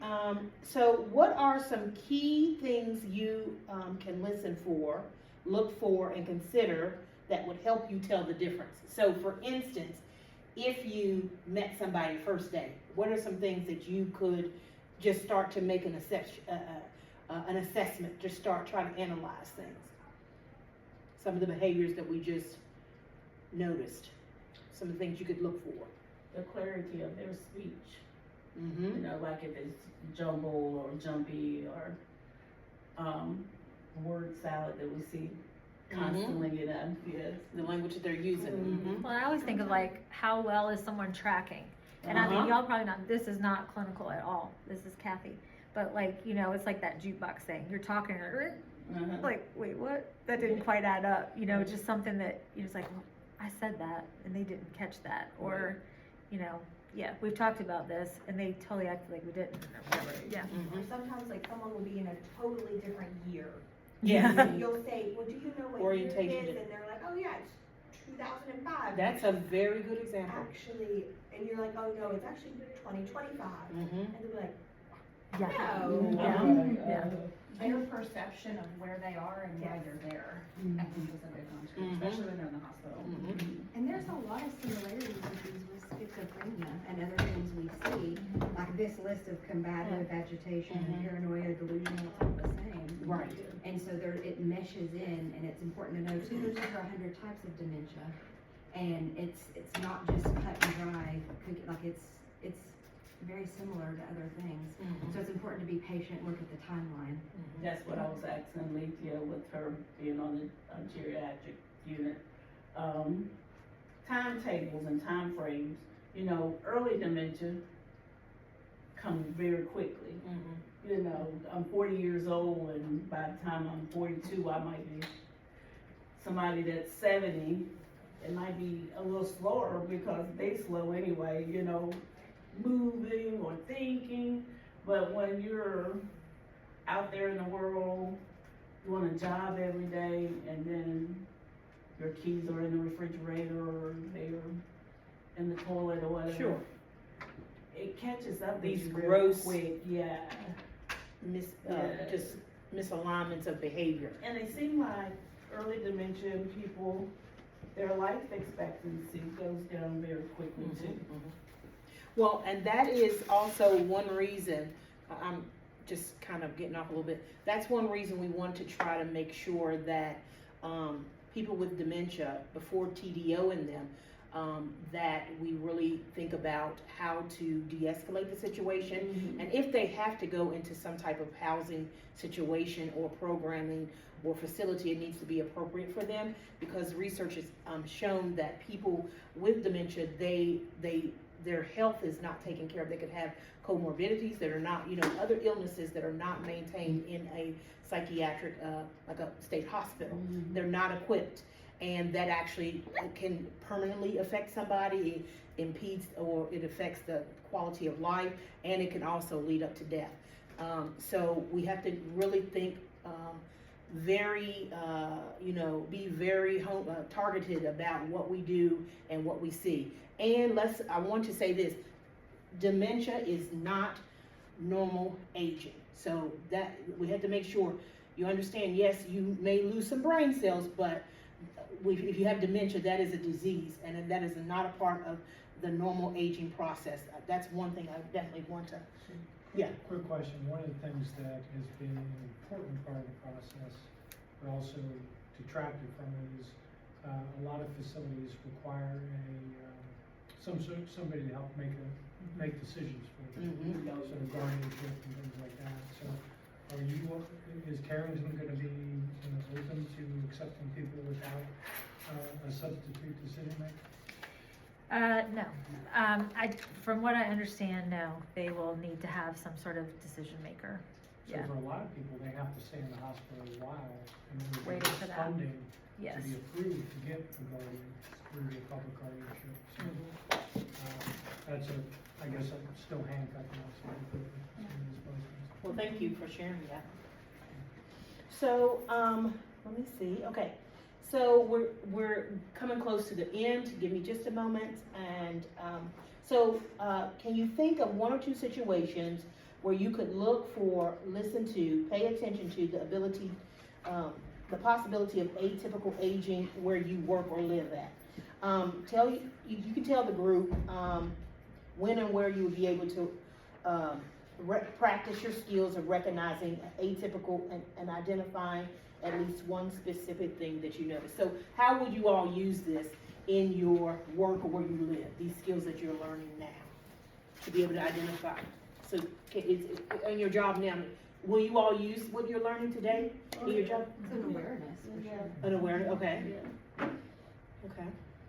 It's definitely not my job to determine whether or not someone has dementia, but we have to meet with our clients often to discuss where they might wanna go, and sometimes they don't have a choice.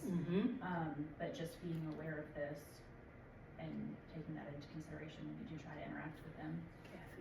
Oh, sorry.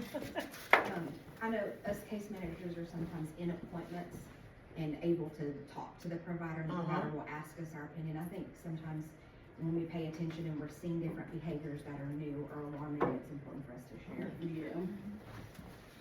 Okay. This seems like the first step in person-centered planning for people with dementia. Yeah, for sure. So, I've seen it, basically from the ground up on the ID side of things, and still struggling with it with mental health, but this sounds like a step in the right direction for people who need memory care. But Sure. there are obstacles, I think there are requirements of these facilities needing substitute decision makers. Well, and I mean, it's invaluable that you're someone as like a quote unquote boots on the ground, right? So you're providing that feedback. I don't know if you were aware of what he stated. I know that's new to me. Yeah, I'm definitely aware of it. So with that being said, I know so I'm in a program circa. We're developing different things that we can implement in our agency, like a project. And so maybe even something along those lines could be introduced, at the state level or brought up, if enough people bring it to the attention of those who make decisions, that's how change. Well, I think that's one of the things that frustrates me about the system is, like we have APS, which APS really is just a resource and referral place. I mean, it's all it is. They don't have the ability to take custody of an adult like CPS does for children. And I mean, there are times when that is needed, where if we had that ability, where they could go ahead and become like a interim decision maker, guardian type thing until we could get all of those ducks in a row for the individual, get them into a place where they're safe. That is not something that exists for adults. And I honestly think it's budgetary. Like I really do. I think it's budgetary. And there's a lot of people, like, we have someone in the hospital now, and they were like, if he goes in and tell them that things that he's doing, we're not trying to discourage him. Yeah. But he's already said, I want to have a peanut butter sandwich with strawberry jelly. He was like, you might get grape jelly. That ain't what I want. I want to be here by the bus line. You might have to be by the bus line. Right. And if you don't have someone that's willing to sign him in, and he sign himself, say, I'm not signing these things. Right. Which I have gone 3 hours down the road and brought him right back to the rescue mission because they've been discharged. Right. We're just in that place. They called and said, they're getting ready to let him out on Monday. So where? Rescue mission. It's so frustrating. It really is. It's very frustrating. So I'm gonna move forward, but I do wanna say, we do have, some reviews. If you can fill out one for me and one for Kathy. Yeah. I'm gonna give you the spelling of my name. It's L-E. Oh, wait, you gotta wait for the right name, girl. And I'm gonna keep going through the presentation, but this is the way you guys will know.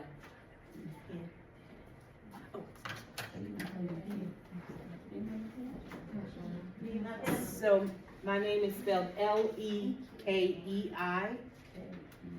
Last name Patel, P-A-T-E-L. Okay?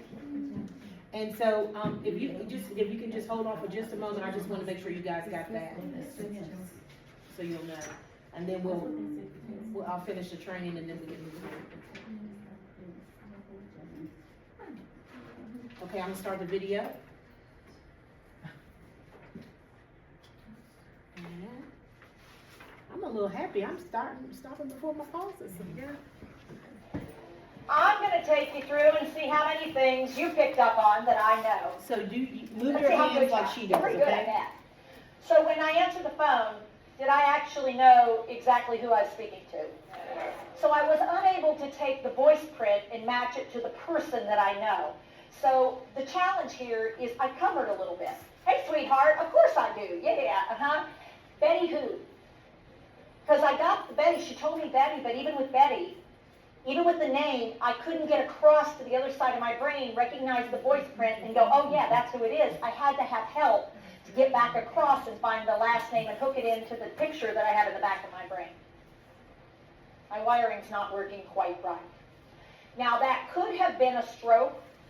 It could be inattention. It could be that I know a lot of Bettys, or it could be that something's starting to go wrong with my wiring.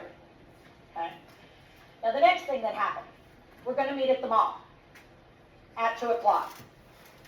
What happened to the word Macy's and my association with that new store? It's just not there. There's no connection. The new data did not get wired into my hippocampus. I'm not able to hold on to the word, connect it with a location, and make it be something I could find. So when I go to the mall, what signage am I going to be looking for? J.C. Penney's. And so I will go right by that mall, and I will keep driving, and I will keep driving, because I know that it's got to be here. I can go over 300 miles. And then when I find the J.C. Penney's, I don't recognize, number one, how far I've driven and how long it's been. I don't think I've gone that far. I think maybe 15, 20 minutes. I mean, it was just slightly, a little bit longer. I have no idea how dangerous I have just made my life and how challenged you are by what I'm doing, because I can't hold on to that data because my hippocampus is not necessarily registering accurately. So this is why we have so many of those things where people get turned around. It's my wayfinding that's challenged by this. Now, again, this is a highly vascularized blood supply area of your brain, so it's high risk for strokes, but it's also one of the very first places that for many types of dementia we see damage. And so the challenge is they can't figure out how to get from place to place. Once they're in a place, once they get to the place, they recognize all the cues about the place. It's just getting there and getting back. And these could be, by mid-disease, these could be really familiar places. And so they're standing in the house, and they say, where's the bathroom? And your heart drops, because it's like, well, Daddy, it's right down the hall. Well, when did you move it to right down the hall? Because now what I have to do this, I have an overlay of this new data, but the old data is the house I grew up in. And I'm literally picturing the house I grew up in and where I would find the restroom. And this is not matching. And so I'm almost immobilized, or I'm frustrated because I thought it would have been right there. And so my question to you is, when did you move it? And where does your brain go? It's exactly where it's always been. Because these layers do this. These layers are clearly separated. Do this for me. They're starting to interlock and get messed up. And so if you look like somebody who was in my life a while back, I may make a mistake and think you are that person, because I'm losing the layering of time in my hippocampal area, just like I'm losing my space placement. Time and space are controlled by your hippocampus, and I'm starting to lose that skill and directionality. Can't do it. So the next thing that comes up, so we have that one, and then the next one. I like caramels, and you like.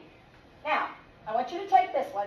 The first words people who have cognitive change almost always lose, they almost always lose nouns first. They lose the names of things because they're highly specific, and you have to get to a particular location, and then you have to articulate it. One is getting it in, and the other one is processing, the other one's getting it back out. So you have, it's really complicated. You've got to receive, you've got to process, you've got to send out. This is all these guys together. But let's look for a word, push it up like this. But I can't find it. So here's what I want you to do. When you have not normal, go like this. Yahoo! This is my attempt to describe the word. What do you notice about how far away from the word I am? Pretty far away. And so your brain is going, huh? Because when you described the word, it was a short circle. There's actually a term for it. It's called circumlocution. I talk around the word. So I called it a brown hairy ball in the brown stuff. And I can tell most people in this room, if you've never heard me do it before, your brain automatically went, ooh. What? Because in your mind, for 90% of you, you went to a sexual image and it wasn't pretty. Admit it. Many of you don't want to admit that's what you actually pictured in your mind. You pictured a ball. It was small. It was hairy. And it was covered in brown stuff. And you were not thinking coconut in chocolate. You were thinking gross and disgusting, and I hope I don't have to clean that up. Especially caregivers, you were for sure thinking this. But let me ask you, what does the outside of a coconut look like? It's a brown, hairy ball. And what I was trying to do is describe coconut, but I couldn't find a lot of the descriptors, and so I had to go to the outside of the coconut, realize that I'm describing it visually. A brown, hairy ball in the brown stuff. Then I lost the second word, chocolate. And so I'm left with these brown stuff is vague. So I want you to do this. I'm looking for something. I want to tell you something. You know, the whatchamacallit, the thing that it is. You know, the thing that is the thing that goes around the thing. You know what I mean? The thing that you put in, the one who comes by and does the thing that he does with the thing. And you're going, I have no idea what you're talking about.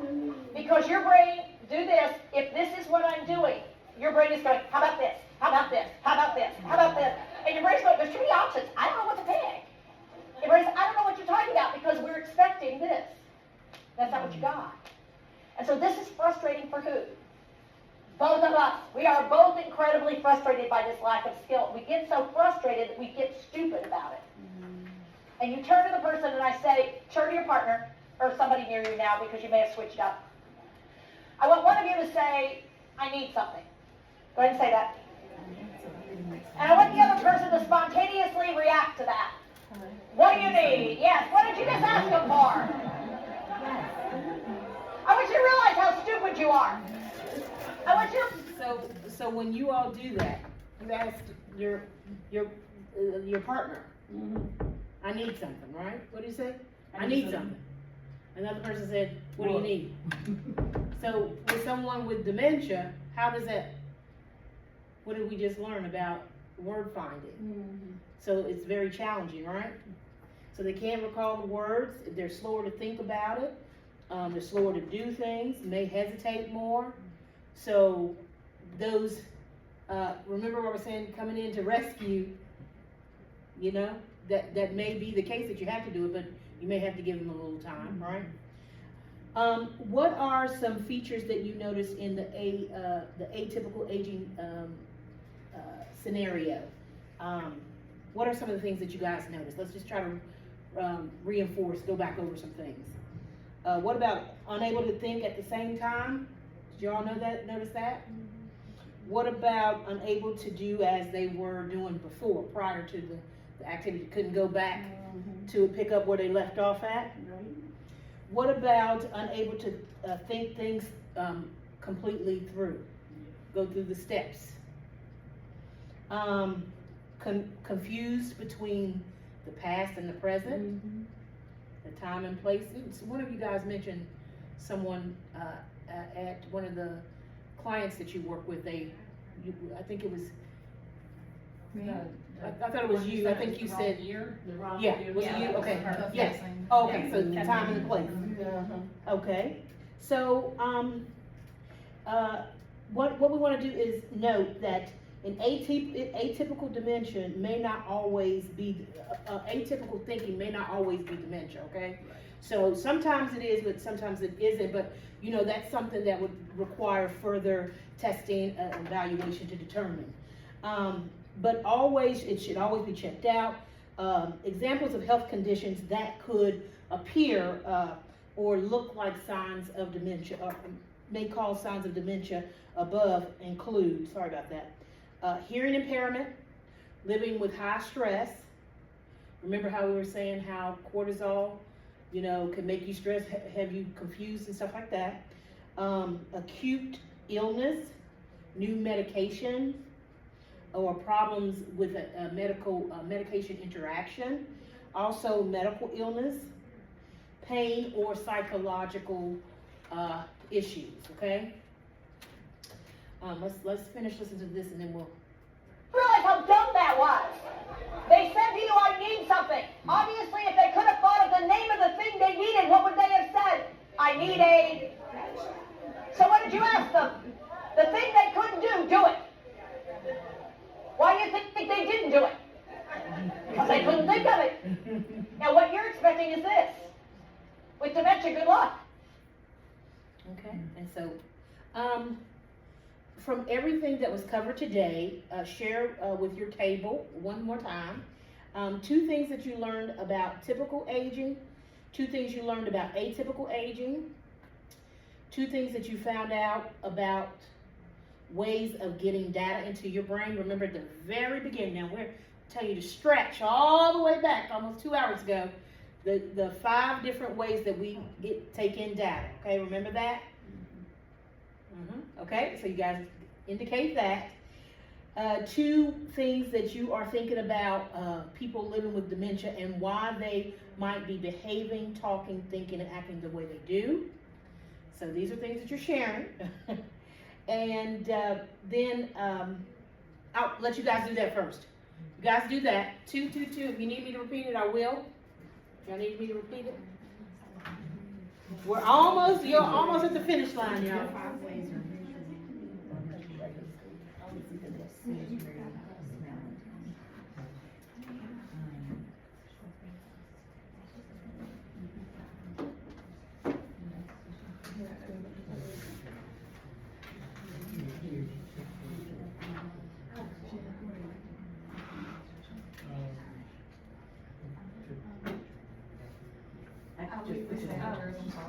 I was done, it's fine.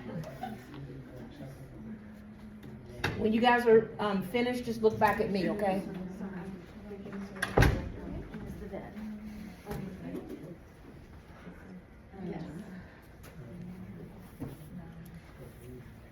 So we're here. Okay, awesome.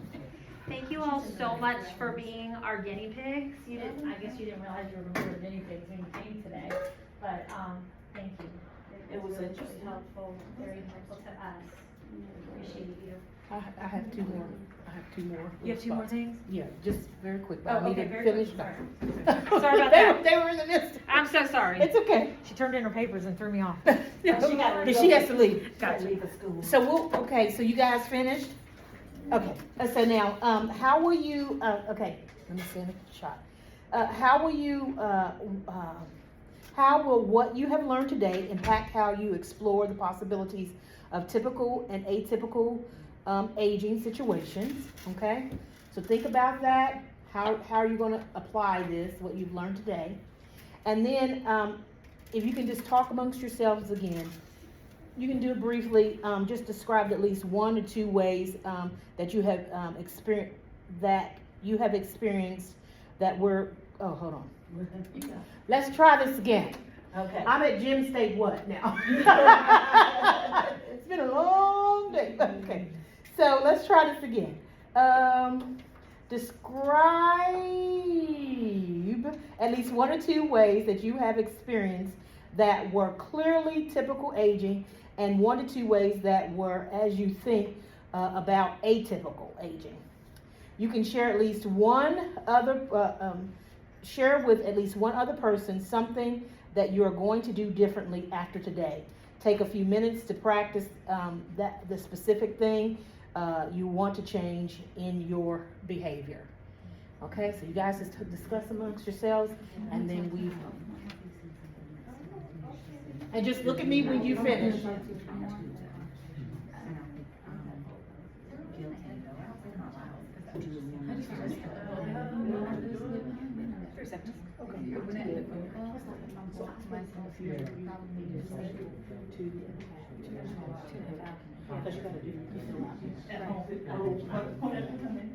my sister and I do remember what we were doing the first, the hand up, it's like, we're not using those things down and get it.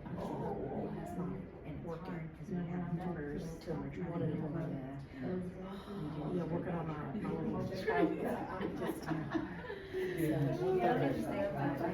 and then I work at my regular time to work.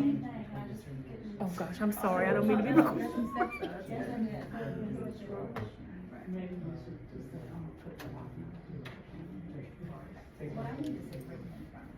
I usually, I'll bring my papers and stuff, and then I'll scan it myself, put all the papers in my mailbox, so I remember I have to go back and get it after. Do people do that? This was before they were. I'm gonna get locked out. This was before they were meeting. We're all coming in to get a job done with different perspectives.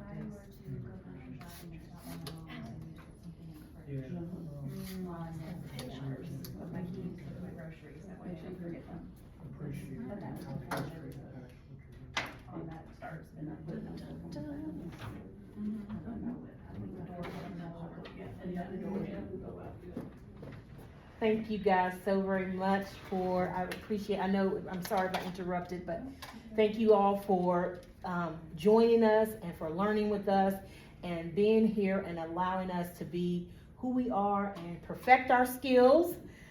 Please, if you haven't filled out your survey, please fill out your survey. Please fill out your quiz as well. We didn't do the quiz, I just figured we'd skip it. Okay, skip the quiz then. One of the things that we learned from you all today as our guinea pigs is that we need 2.5 hours, so. Yes. Thank you and. Okay, thank you guys. I'm on. Thank you.